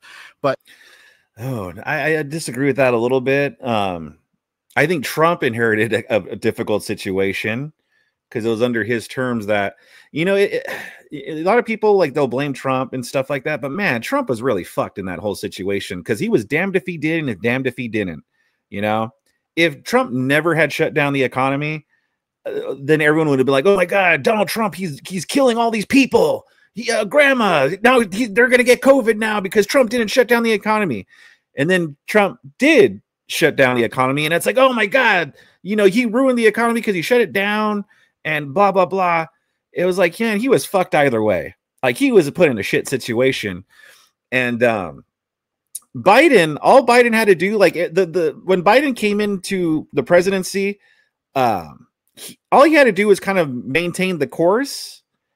But and he didn't really, like, I don't know. Like, I guess, you know, Biden didn't inherit a city situation, but it was already kind of correcting itself. You could actually argue that Biden was in a better situation, a better position than Trump was, because Trump was kind of like correcting everything. And then when Biden got in office, it was pretty much correct, like getting corrected. And all Biden had to do was just, like, take credit for it pretty much. So I actually think Trump inherited a shitty situation, and Biden got in time to take credit for the correcting of the shit, even though it didn't even correct right away. Like, we still had another year of lockdowns. It was bullshit. But again, when we say, oh, well, if we talk about what level of confidence that we should have that Trump is able to resolve the debt and the deficit, given that he didn't do it the first time, I'm not confident that he was even trying. I think he was taking the economy that he had and trying to add more gas to it. And he did that until the point where it was no longer a viable option per COVID. And when we say that, also too, there is a lot of things that Trump did that Biden shut down. Like, Trump made insulin cheaper, right? Like, he made some drugs cheaper. And then Biden, in executive order, just erased it. Like, he erased it and then later on redid it and took credit for it. When it's like, no, Trump already, like, fixed that problem, and Biden just undid it and then redid it and took credit for it. And then Biden is also, as soon as he came in the office, he, like, shut down that pipeline and, like, put it, like, a hold on, like, a lot of some of my terminology might be wrong, but I know he did make decisions that put a strain on, like, gasoline prices and stuff. And we all said, this is what will happen. Gas prices are going to shoot up. You watch. And sure enough, they shot up. Gas prices shot up under Biden. We all called it. And we all said that was going to happen because of these decisions he made. And the media was like, no, it's not. It's not going to happen. And then when it happened, it was like, well, okay, yeah, it's happening, but it's not Biden's fault. Same thing with just inflation in general. Like, he made decisions that was going to make inflation go up. And, you know, and then the media was like, no, it's not going to happen. It's not going to happen. And then it happened. And then they covered up for that as well. Like, Biden unfucked a lot. Like, he undid a lot of what Trump did. So, like, all Biden really just had to do was just kind of just be there and not fuck shit up. And he proceeded to just fuck shit up. Trump is inheriting an economy that was booming under Biden. I don't think that was the experience of a lot of Americans on the ground. I mean, yeah, I guess equities were doing well, and I guess some of the top line was looking really good. But a lot of the reason why Trump got elected in the first place is because the average American, the cost of their groceries and their gas and their eggs and the things that they actually experience on a day-to-day basis were going up. And then over the longer term, the cost of houses were going up because interest rates were so high too. So even this framing of, oh, well, he inherited this booming economy, I guess it depends on what you call economy, but the actual economic experience of the average Americans was not good under Biden. And that's exactly why Trump got elected. And so, again, I'm just talking about this fundamental framing of, oh, things were good. And then Trump either came in and he just rode that high, or he messed it up after things were good. I think it's demonstrably not what happened last year. Exactly. I mean, I think you can look at literally any economic indicator, and every single thing on paper will agree literally with any of them. And I just want to say it's a fantastic way to frame Trump's first 4 years as saying they were bad because he wasn't even trying when he was the president of the United States of America. But well, I would say, yeah, also, isn't that contradictory? So on one hand, Trump Trump's first term was good because he inherited Obama's economy. But also, according to Destiny, Trump's first term was terrible. It was a fail. Well, which is it? Did he inherit Obama's great economy, or was it a fail? Which one is it? It wasn't a priority. Like, as I recall, debt and deficit were not as much of a priority. And I don't think it's been honestly a big priority for any president in terms of actually trying to make substantive changes. I mean, maybe it's something that you mentioned in the campaign. Everyone says that. Yeah, I remember that too, James Bradley. But I don't think I haven't seen anyone actually make really substantive changes to try to do that. And I don't think Trump one had much of an emphasis on that. I would argue that Biden expanding the IRS workforce by, I think they tried to do 80,000 people, would have been a really big step. Although I think the Republicans have defanged that almost entirely now. And then I would say that at least the Inflation Reduction Act, the fact that they tried to pass legislation that had government spending that was offset by cutting part of the government, I would say that was an effort. And then you see things that Trump is trying to take credit for now that you mentioned earlier, all these investments into the United States from Taiwan chip factories or whatever. A lot of those are largely spurred on by the fact that Biden passed the CHIPS Act, which was more than just a tariff, but it actually provided for large scale subsidies for domestic manufacturing investments from foreign investors. So, I mean, I don't know. I like Trump a long time ago. I mean, there's videos of him saying that the economy seems to run better under Democrats. I mean, I agreed with him then. I think it's still largely true, but I guess we'll see after the end of these 4 years how people. Yeah. And then Donald Trump wised up. Something that Destiny needs to do. We'll try to rationalize away everything that's happened so far. So there are millions of people in the U.S. who are here illegally. What should be done with? This is my next prediction. Kaizen's going to give a reasonable position, and Destiny's just going to be like, nope. Donald Trump, orange man bad. Yeah. See, I'm all for getting rid of illegal immigrants, right? But the way that you do it, I mean, there's no due process. He's going to bring up at least due process, and it's pretty much just going to be like, nah, I just don't like the way Donald Trump did it. Yeah, he's being a fascist about it. Done with those who are already here, and what, if anything, should change to prevent illegal immigration moving forward? Would you like to go first? Sure. Yeah. So we touched on, or Stevens touched on this super briefly when you talked about deporting the people who are doing a lot of the jobs that actually are necessary for the economy. And I agree, that's something that needs to be reckoned with if we are going to deport people. But before we even talk about things like the economy, or some people incorrectly believe that immigrants are committing crimes, and that's not true, or at least not at a higher rate than the average American, I think fundamentally and instinctually what's going on is a lot of people just feel like it's unfair to allow illegal people to enter the country illegally. And to give you a very simple analogy, it's almost as if you're standing in a line, right? So let's say you're at an event and you're standing in a line, and you're standing in a line not because someone is wagging their finger and saying that you should do it, but because there's a basic understanding of it. There's a social contract that we all stand in the line, even if we don't like it, and we wait our turn. The perception is that illegal immigrants are not waiting their turn. And it's, from a humane point of view, I totally understand a lot of these people are leaving desperate situations. A lot of these people are just like everyone, trying to live a good life, and they want to live it in America. But the reason why America is actually so desirable is because we are a nation of law and order. We've actually created a system where we have relatively reliable judiciary system and legislative system and executive branch, and they work together, unlike a lot of these countries that people are coming from, especially in Central and South America. So not only does it feel unfair to the average American to watch so many people just bypass the rules, while, by the way, there are many people who are trying to enter the country legally and not willing to break the rules, it also undermines the very thing that makes America desirable to be in the first place.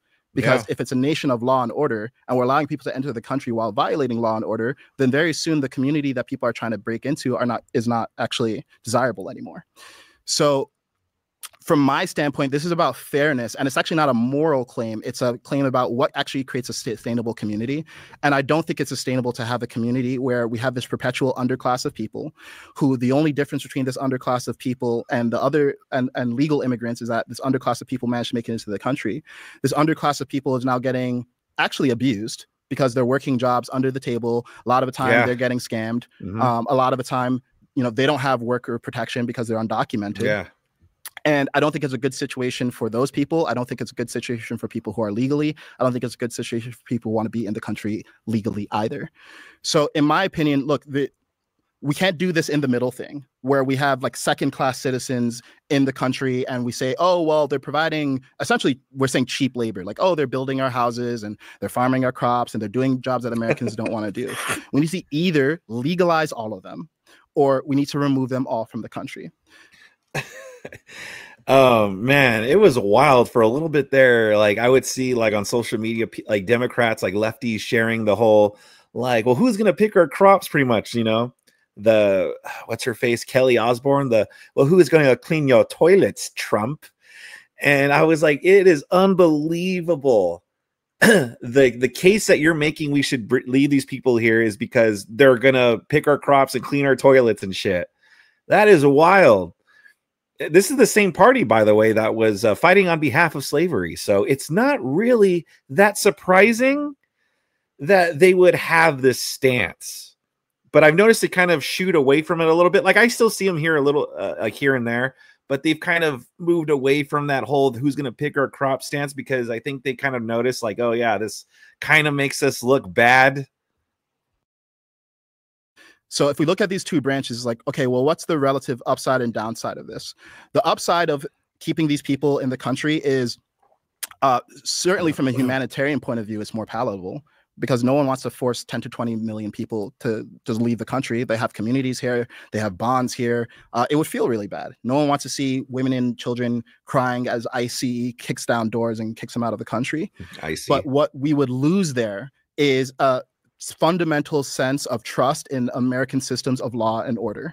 And I think that would be, it would actually not just create internal distrust, it creates external distrust too. Because imagine, I'm a first generation immigrant. My parents came from Ghana. They waited in line. They followed the rules. They came here. They continue to follow the rules. So that would be the upside and the downside there. On a humanitarian front, it feels better. But I think from a social compact point of view, it's worse. I mean, yeah, also too, like showing like people who like wait in line, those people obviously have more respect for the country and our laws. Like they actually want to partake in our way of life. They're coming here, like they really are coming here for the better life, because they want to partake in our rules and our law and order and our better society because of this law and order. And they're respecting the rules so much that they're following the rules themselves by waiting in line and coming in the right way. Where you have these illegal immigrants that just come here illegally, that don't respect our law and order, that don't respect our system. They just want to, that's why they get called leeches. Like they just want to kind of leech off of our system. They still want to fly their own flag. I'm here in Southern California, like during like a month or two ago, I was driving in Orange County, and there was like a protest, and they're like getting in the street and stuff. Like I had to drive by these people, and they were just getting in the middle of the street, but they're all holding like Mexican flags. And I'm like, make that make sense. Like you love this country so much, but you're waving the Mexico flag. Like what? Like if you love Mexico so much, then go live in Mexico. No one's forcing you to be here. We actually don't want you here. So it doesn't make sense to me. Like, oh yeah, we want to stay in this country. We love this country, but we're going to wave the Mexico flag. Like what? Like if I were in another country and I didn't want to be kicked out, I would be waving their flag, whatever country it is. Let's just say Canada. Let's say I snuck into Canada and I didn't want to leave Canada, right? They started deporting people. And I would be there waving the Canadian flag. I would be like, no, hey, see, look, I say A. I like hockey. No, I love this country. That's what I would be doing. I want to be waving the American flag and be like, no, don't kick me out. No, it doesn't make any sense. The other alternative is you remove them all from the country. Now, I think a lot of the time, my criticism of the way conservatives talk about this is it just lacks compassion.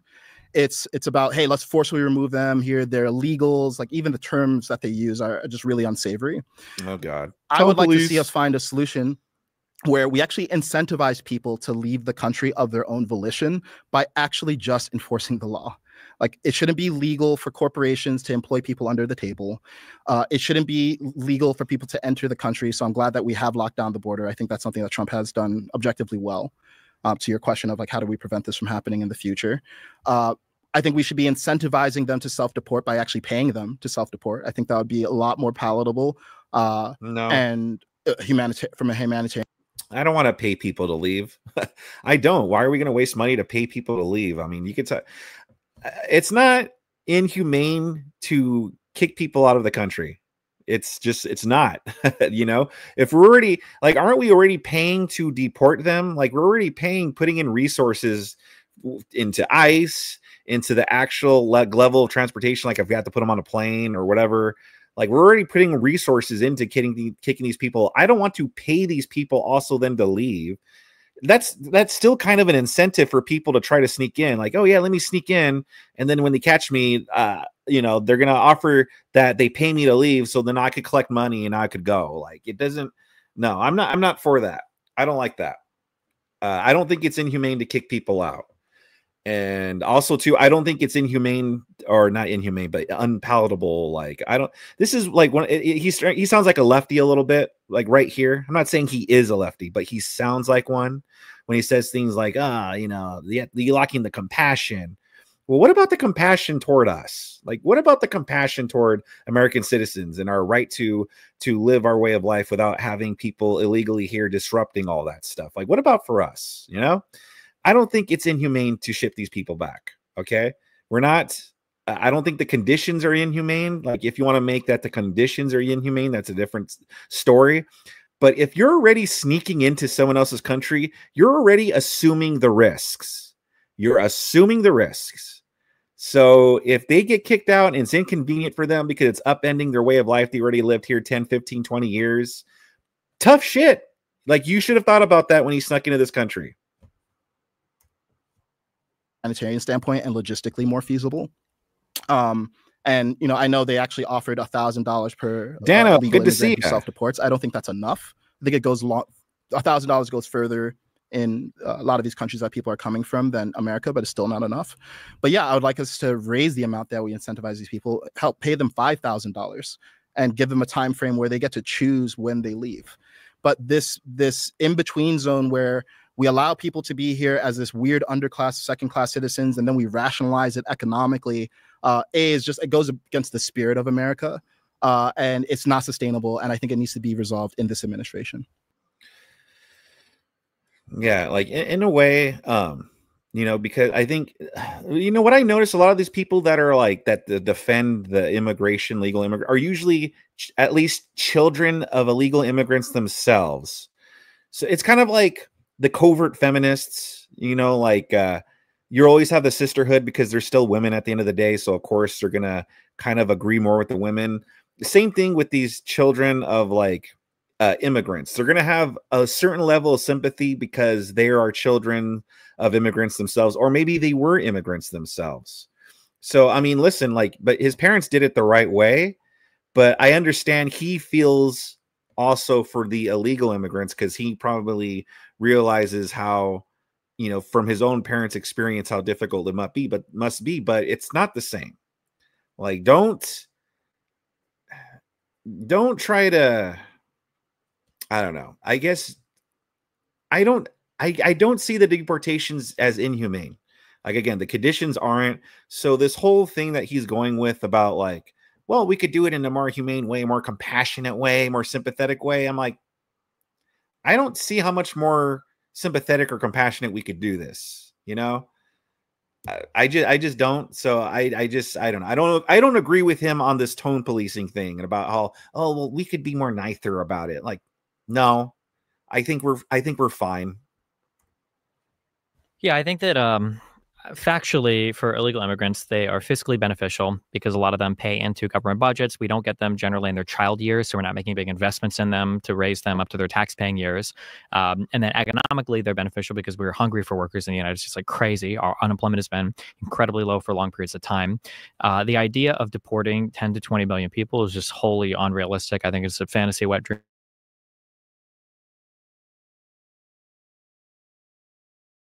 by conservatives, ICE and CBP to do it.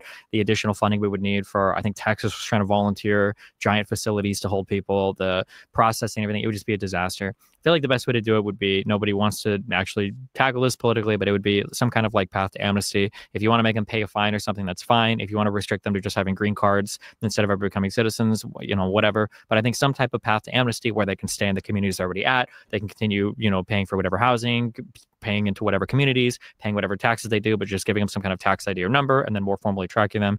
I think that that's like the no-brainer solution if you actually want to solve the problem. No. All of these solutions, like paying people to leave, granting them a path to some sort of citizenship or permission to stay here. All of that is just incentivizing people to still come here. Okay, that would be like imagine you have a house, right? And someone broke in and was like living in your house without your permission. Like let's say you had a squatter, right? And they didn't have your permission to live there. They're not paying you rent, nothing. They're just living at the property that you own. And the proper solution would be to try to kick them out, right? And get them out of here. They knew the risks. They knew the risks when they snuck into that house and lived there. They knew that they might get caught. They knew they might suffer repercussions. So no, I don't feel like, if they're like, well, we've been squatting here for like a year. Like, oh, I don't give a shit. Like, this isn't your home. Like, get out. But that would be like, but Destiny would be like, well, maybe you should give them some kind of pathway to actually staying there. Maybe let them pay rent there for a little bit and do this, and that.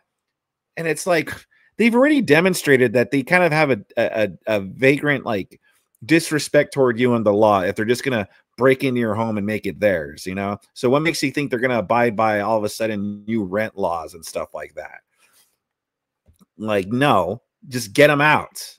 Get them out and rent the home out to a tenant that actually is going to go and apply, go through the credit check and stuff like that, and go the right way. Why incentivize people to do it the wrong way? We shouldn't be doing that. And in terms of Destiny saying, oh yeah, no, millions of people, we can't deport them. It's a fail and stuff. He's already done, like, he's already deported a lot of people. He probably would be doing more if these judges would stop getting in his way. Everything relying on deporting everybody, I just think is fantastical. Conservatives will say things like, we need a big wall with a big, beautiful door. I haven't heard any of these conservatives talk at all about making immigration into the country any easier. I haven't heard any of them talk about the fact that it takes 20 or 30 years for a legal person to legally immigrate from some of these South American countries or from Mexico into the United States. So it seems like at the end of the day, they just want to kick out a bunch of people. They have no alternative plan to replace them. And then they're just going to pretend that somehow that's all going to work. And I just think that would be a catastrophe on like 7 different levels. So before we talk about this, I'm experiencing this dynamic in the conversation between us where you're talking to conservatives, I'm talking to you. So what about my suggestions that we incentivize self-deportation by paying them more? I mean, my response would be the same. It would be, why would we destroy all the markets of these people overwhelmingly working like that? Where are the workers going to come from? We can import them legally. So would you be in favor? The reason why, there's people who want to work here, all right? And even if you could say, well, Americans are more lazy, well, it's like, yeah, when you start importing people that are gonna do certain jobs for cheaper wages, then yeah, you're gonna disenfranchise certain people, and then those people that you just disenfranchised are gonna go seek higher paying jobs. They're gonna go seek higher paying jobs. But if you took these people that are willing to work illegally for lower wages out of there and being paid under the table and stuff like that, if you just took them out, the job market will correct itself eventually. Maybe not right away. Yeah, maybe short term, it might devastate those markets. But long term, it would be more beneficial. Favor then of dramatically increasing the amount of immigrants that we accept or making it much easier to immigrate here? 100%. Okay. Yeah. If that was a position that anybody else took, I think I would probably be okay with that. Although at that point, I would say, why deport somebody, just have them reapply? Why not just do that? That basically sounds like amnesty with more steps. No, so I wouldn't say you necessarily bring back the same exact group of people that you just deported. I would say, hey, you get back in the line, but you do get penalized because there are people who have not broken the rules to get into the U.S. who are willing to do the same job, who are willing to enter here through legal means. So I wouldn't say it's amnesty for the same group, because I think we're talking about a different group of people. Good to see you, Let me just finish what I'm saying. One group of people. Good to see you too, the man, the legend. And they're being removed from the country. I'll Google that. The other group of people is here trying to come into the country legally, and I agree we need to make that significantly easier, and we need to have some sort of criteria for admitting people legally into the country that is transparent and needs-based. So if people are real quick, sorry to interrupt, but while there's more people in here, I want to let people know that I do have a Discord open now. I have a link in the pinned comment, so join the Cool Vic Discord. Let's get more people in there. It's brand new, so yeah, link in the pinned comment if you're interested in joining the Cool Vic Discord. People are saying that, hey, illegal immigrants farm crops and they build houses and all these things. I agree, they're providing tons of value to America, but let's have people come into the America on the right foot by following the rules and doing those jobs. And there's plenty of people in the world who would love to come in America and do those jobs properly, legally. Yeah. So for me, it's like, okay, well, maybe the deeper question here, I'm going to say, and you let me know if it's not really a concern for you, but I think the deeper question here is, why would we cause economic disruption given that these people are integrated into our economy?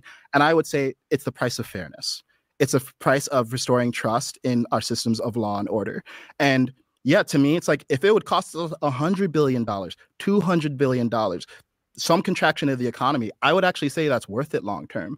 Because I think part of the reason we have so much polarization and division, and one of the reasons why now twice Trump has gotten elected on a campaign that makes immigration the top issue, is because I think intuitively people just feel, hey, this is not how we do things in America. We don't get to selectively enforce rules. We don't get to just turn a blind eye. We don't just talk about freedom. We also talk about responsibility, because that's what made this country so great that people want to join it in the first place. So yeah, I mean, again, I'm going to continue to push back every time talking conservatives, because like, I'm Kaizen. I'm not conservatives. I'm not these other people. I understand. I'm sorry, but I mean, like, obviously I'm speaking to largely the conservative argument. I mean, if you want to talk about fairness, it's hard because you're defending, or you're not defending, but you're saying that Americans care about this in the same breath. Trump is a 34-time convicted felon who's dismissed cases against him. Oh God, here we go with the so Destiny has no argument, so now he's just resorting to the orange man bad. He's a convicted felon, 34 counts. So no arguments now. I guess Destiny has, so now he just has to resort to he's going to throw out the orange man bad card. Well, let's see how it works out for him. Against him, impeded his own investigations, and is engaged in like more overtly corrupt forms of lawfare than anybody probably combined, every single president in U.S. history. So the idea that Americans have some intuitive feeling about fairness is just completely and totally unsubstantiated, in my opinion. Well, that has to do with fairness, because the American people felt that was unfair. So that does actually have to do with the whole fairness argument, because we felt what they were doing to Donald Trump was completely unfair. So yeah, no, Destiny, this actually helps our argument more than it does yours. Number one. And then number two, like, again, if you want to fine people because you think something's not fair or whatever, I agree that illegal immigration, it's not fair, I guess, that they came in illegally, but the amount of economic harm that you would cause to this country, like if we were a shining beacon of law and order, through and through in every way, then I could see maybe there being some argument for it, but not with this president elected a second time. Absolutely not. Okay, well, now we open Pandora's box and we're talking about Trump as a person and his legal breaches or ethical breaches. Orange man and bad card. Case and these 34 convictions. I personally don't want to go there. I feel like it's been litigated till kingdom come. I don't know that we're going to convince anyone during this, and I think there's better things. Sure, I only bring that up in response to the idea that we're like the law and orders nation. It seems like we are pretty flexible on that right now. So, well, I think we've been flexible on it across every president, Democrat and Republican. Nobody compares to the current one, not even remotely close. Yeah. When we talk about this specific issue, which is people coming into the country illegally. And I don't want to blow out the conversation by talking about Trump and whether even Reagan suggested amnesty, right? Yeah, he did. And I think it was actually a mistake. He didn't just suggest amnesty. He gave amnesty in California. And I think that artificially distorted the political environment there. And that's why I'm actually considering moving from LA, because I think it's become a place that doesn't respect law and order and has a ton of inefficiency and is actually... Oh, dude, yeah. Move out of LA. Los Angeles is a shithole. Whenever I have to go to LA, which is thankfully it's rare, I don't have to go there often. It's like once, every, I don't know how long. I don't have to go there a lot. Like I barely have to go there, but just you get the idea. I don't have to go there a lot, but whenever I do, it's a shithole. It's horrible. It's shanty towns. Like even like growing up, like LA was never this beautiful place, but it was a lot more. It was better than it is now. Like it has gone to shit. There is homeless everywhere. Traffic is terrible. Takes you, an hour just to go like 2 blocks. Traffic's horrible. Homeless fucking everywhere. Shanty towns everywhere. There's just like tent cities every other block, every other street. I don't know why anyone would want to live in LA other than just to say that they live there. Like, oh, you live in LA?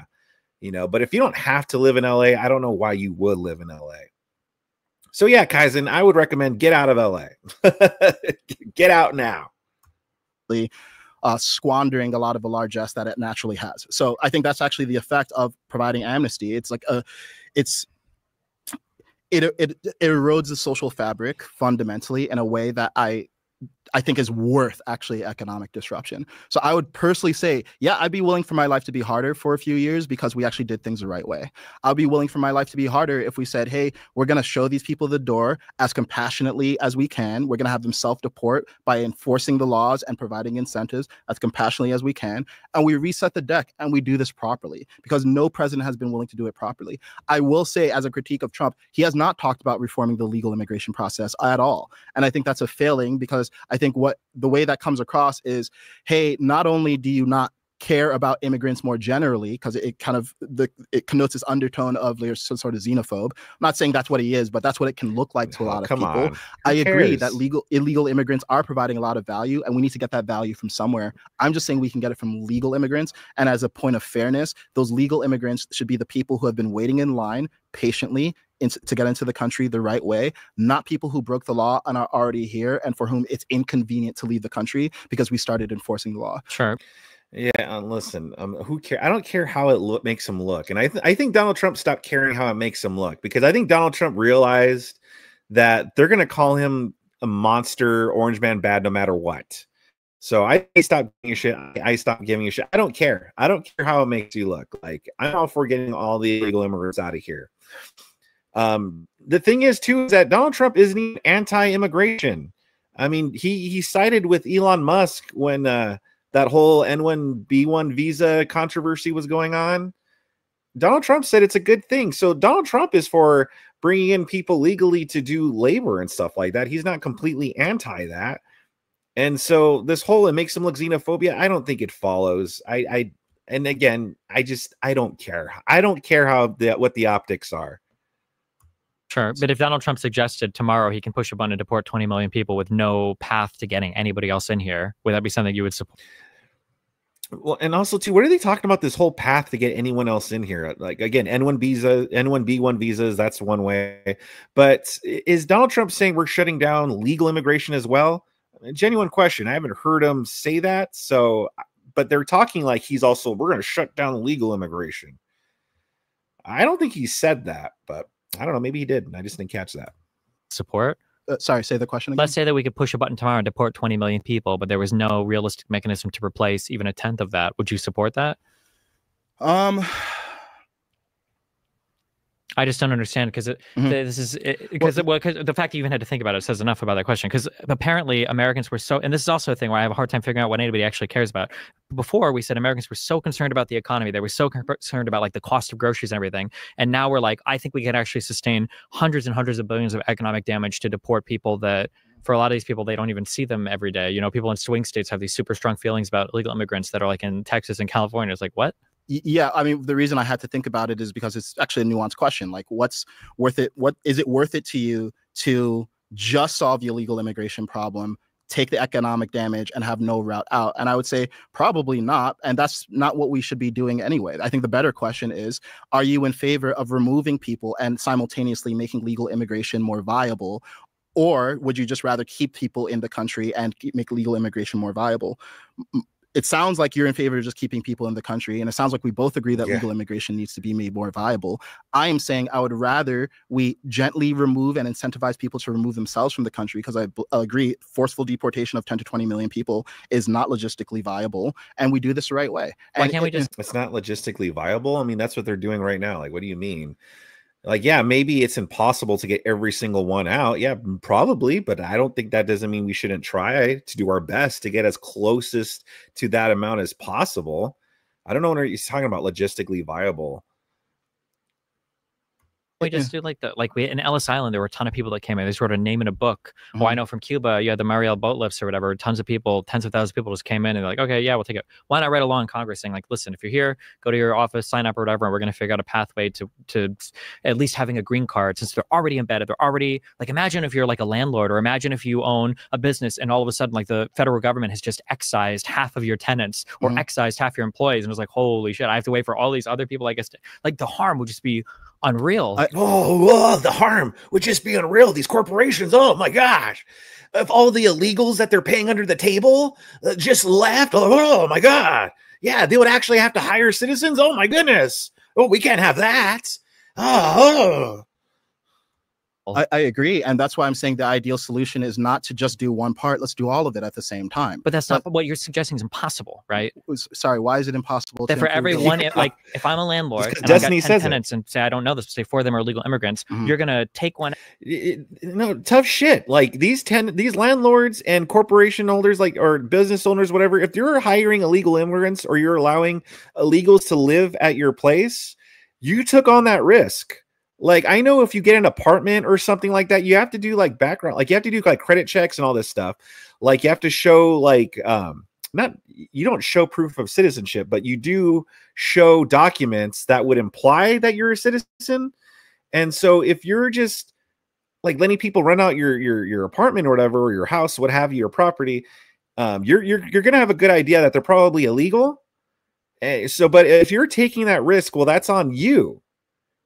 That's on you. Same thing with the business owners. Like business owners know that these people aren't legal. A lot of them, like I said, they pay these people under the table because then the business doesn't have to pay taxes on it. The person working doesn't have to pay taxes on it. It's under the table. And if all of a sudden those workers are gone, again, these business owners know the risks involved in doing this. So tough shit. One out and then in the next day swap in a legal immigrant. Oh, no. I'm not saying do it in a single day. This can be drawn out over time. Like, but businesses and landlords, businesses and cities and people that have these people integrated into the parts of their economy, companies, they can't wait months and months and months with no employees, with no renters, with exactly, James. That would be insane. Yes, we have to land the transition. Half of your tenants aren't legally there. Something that happens over the course of a year, and maybe over the course. Yeah, that's another good point too, James. Like. Crazy how all of a sudden he cares about the corporations, right? It's so crazy how when they choose to care about the corporations or not. Oh, when it comes to giving corporations tax cuts, oh no, that's bad, that's terrible. Oh, but if they want to hire illegal aliens here to work in their job, oh no, that's good, and that would be devastating if we just imported them all. That would be devastating for that corporation or that business. Course of a year, you say, hey, look, people who are here illegally, you get $5,000 to $10,000 to leave the country by the end of the year. Simultaneously, we're going to increase the throughput of a legal immigration system. Hey, businesses, so you know, we've staffed the IRS, and I know you say we should staff the IRS. I agree, so that we can actually enforce the law, because you're not going to be able to continue to pay people under the table in perpetuity. So we give people a heads up, we give them a grace time to transition, and we do this delicately. It doesn't need to be we push a button and we remove 10 to 20 million people out of the country. I think the framing of that question is like, that's why I had to think of it. It's like, I mean, I don't really think it's a fair question because that's not what I'm proposing at all. But yeah, no, exactly. Like Destiny's like, well, yeah, if we just wipe them out just right now, that would be devastating. It's like, well, no, it's not like as sudden or as rash as Destiny's making it sound as he's framing it.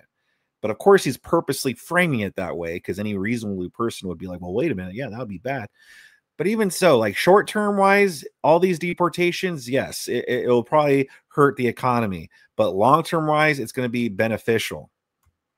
But yeah, I think you pointed out a good trade-off. Like, are we willing to just remove 10 to 20 million people from the country illegally with no alternative? I think we should have an alternative. Let's just do this right. Oh, that just is not a realistic thing in any way, size, shape, or form. Well, just because you say so, Destiny, you just say that. I don't think it's realistic to just keep letting tons of illegal migrants here. Just open doors, open borders, and just let them all in here. I don't think that's, and everything's just going to be okay. The country's just going to be okay. I don't think that's realistic. And I think that's more unrealistic than the plan to get rid of these people.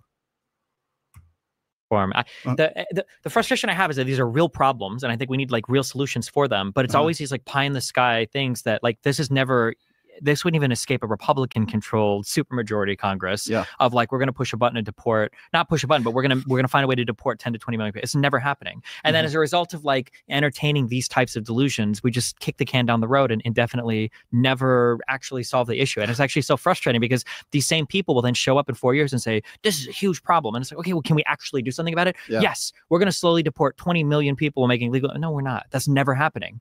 Right. Well, I maybe just call me an idealist. I think it can happen. I think with what odds would you, if we were to bet $1,000, what odds would you take for that. Like, I would give you 100 to 1 odds that we're not deporting 10 million people. 100 to 1 odds. It's a huge betting odds that we're not deporting 10 million people in the next 4 years. It's not happening. Yeah, I don't think Trump is going to do it the way he's doing it. I'm talking about the way that we should do it, and I think that the way that we should do it requires generational leadership, and it's totally possible. I don't see anything. No, I totally think Trump, the way he's doing it, we can do it. I think Trump's doing it fine. There hasn't been like too many issues here. Like he's doing just fine. Like the only reason there's any controversy is because leftists are spurging out about it. So my due process. And then you have the lefty activist judges that are like putting halts on all this shit. Like that's the only like obstacles. But if he had no obstacles, it would be going smoothly. Do I think he's going to get all 10 million out before the 4 years is up? Probably not. But I think he could get a good portion of that. I think he could make a huge dent into that 10 million with the rate that he's going if he was unimpeded. Anything infeasible.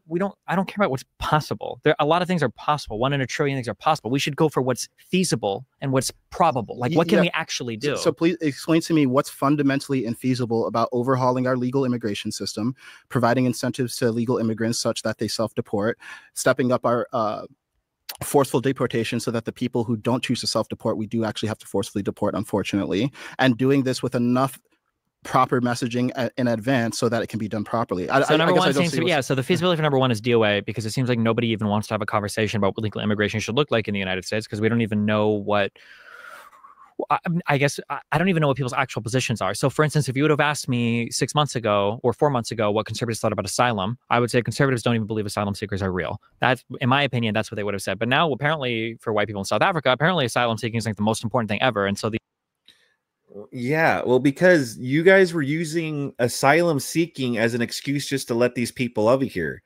Like all of a sudden, just escaping a shithole country, well, that's a reason to seek asylum.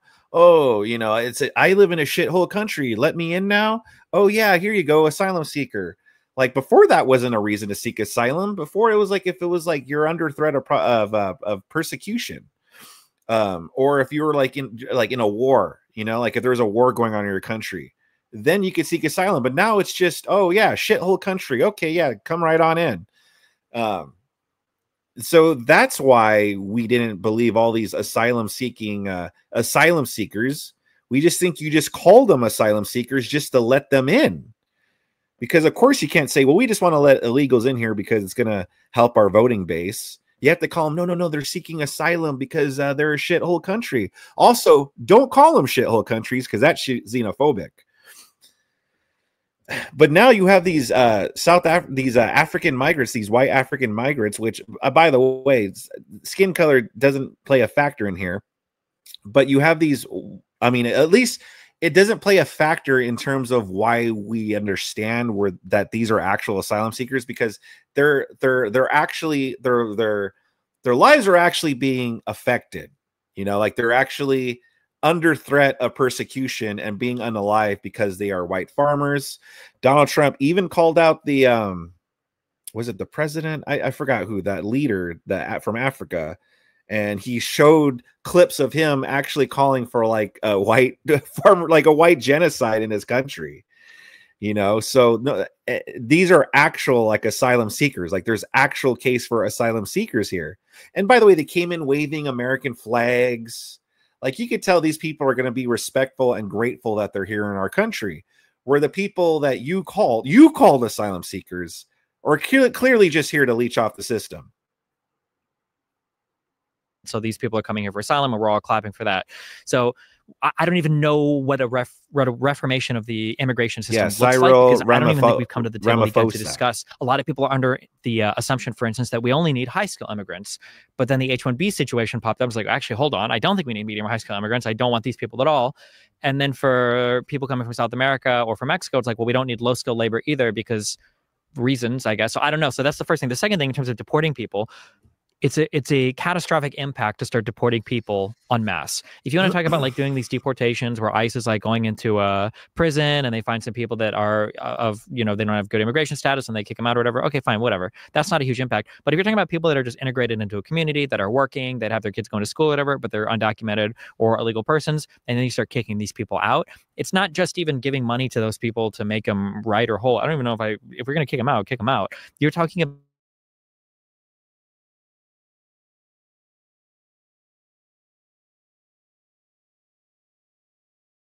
a ricochet. You're talking about companies are going to lose employees that aren't going to have workers. Like all of these effects are happening reaching for some arguments big here. notion of fairness in a country that elected a guy who's a 34-time convicted felon. Not to He's really reaching for arguments here.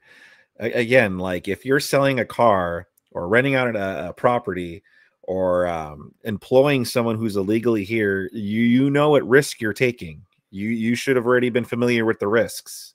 So I don't feel bad for those unpaid car payments to the creditors that gave a car loan to these illegals. Like, I don't know. Sorry, I'm just saying. Not to point anything out in particular about Trump, I'm just saying that it's interesting that we're able to make some concessions on fairness in some places, but then in other places we're like, we have to do this exactly 100% the right way. But that right way could never include some sort of amnesty, even though we essentially did that, like for people coming in through Ellis Island, or the Cuba example was one I gave. It just, there's a path forward where there's a discussion where I think it could happen.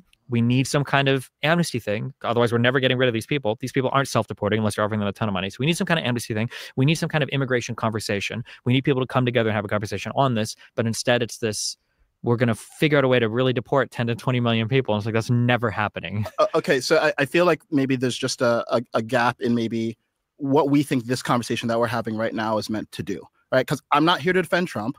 I'm not here to rationalize for conservatives. I'm not here to make this a Democrat or Republican thing. I'm here to identify the best possible solutions to the problems that we face right now. What I'm hearing you say is that you're fundamentally pessimistic that some of the ideas that I'm advocating can even be done. I guess I'm optimistic about it. And I think that if we have conversations like this where we can at least identify what the best thing is, we can start changing the political will of the masses so that we can create enough political will to get them done. And you're saying it's infeasible. What I'm hearing is it's politically infeasible. I don't think it's logistically infeasible to do what I'm talking about. I don't think it's logistically infeasible to give people an incentive to leave because we're doing that. I don't think it's politically infeasible to enforce the law so that companies aren't paying people under the table, because we can do that, or we do it selectively. So let's just do it all the way. I don't think it's politically infeasible to force some people out of the country, although we should keep that to an absolute minimum. You know, recently, DHS reported that part of the reason that they're giving people $1,000 to self-deport is because it costs $17,000 to force deport. At $17,000, I agree with you. We're not going to do it. And that's why I'm saying, let's find this more easeful way to do it. So I think it's just a matter of providing proper incentives, enforcing the law, and increasing the throughput of the legal immigration system. And if you're saying, look, the conservatives are so intractable that it's just not possible, I guess I just disagree. Like, I think it's totally possible, but there needs to be enough public awareness of what is possible. There needs to be enough public desire to do something about it. I do actually think there's enough public desire to do something about this situation. Unfortunately, I think it's been channeled into a lot of animus toward illegal immigrants and just wanting to rain fire and brimstone and kick them out of the country. But I think underneath that, especially for people who are not strongly on the right, is there's probably a majority of the country who says, yeah, we do need some level of deportation. And in fact, there were surveys done around the time of the election saying that people were supportive of some form of deportation. And people just need to be made aware of the better way. So yeah, I believe it's possible. I think this conversation hopefully helps people become aware and change their mind and become open to that. And that gets channeled into the will of Congress people through the legislative branch, because that's the way government's supposed to be enacted. But yeah, we're talking about this vague notion of fairness. I'm going to say again, yeah, it's abstract, but it's incredibly, incredibly important, because right now we're the most divided that we've ever been. There's a least level of public trust. Things are being done forcefully because we can't do things through reconciliation and actual conversation. And if we just give up on the whole project of democracy and communication and doing things properly, yeah, you're right. We're not going to get anything done. But I think it requires us at first acknowledging that, hey, look, maybe we can change things. And maybe there's actually a moment right now in the American culture where people are open to change. Yeah. I'm gonna leave it off right there. I think what Kaizen said is good. I listen, I didn't agree with everything Kaizen said, but I agree with probably like 95% of what he had to say. I didn't think about that though. If it costs 17,000 to deport each person compared to just giving them 1,000 to deport themselves, oh, okay, then I guess I could see it from that point of view. You know, to me, I just felt like it was incentivizing, like what's going to stop people from sneaking in and then be like, oh, okay, you could pay me now and I could leave. But if it's cheaper to just offer them an $1,000 incentive, then yeah, maybe it's not a bad idea. So that's a good point Kaizen brought up. Destiny, though, like Destiny is just a jackass. Bottom line, he's just a contrarian. Like he's just everything is bad, everything is pessimistic. Orange Man bad, Republicans bad. Nothing they do is good. Everything Democrats do is good, and everything Democrats can't do, it's because of Republicans. And that's all this debate was. Like you had Kaizen who was here being reasonable, and then you had Destiny here just shutting everything down just by making these all claims like they're lying, they don't have good intentions, they're stupid, they're dumb, they don't know what they're doing. And it's like, how can you have like a good faith debate with that, you know?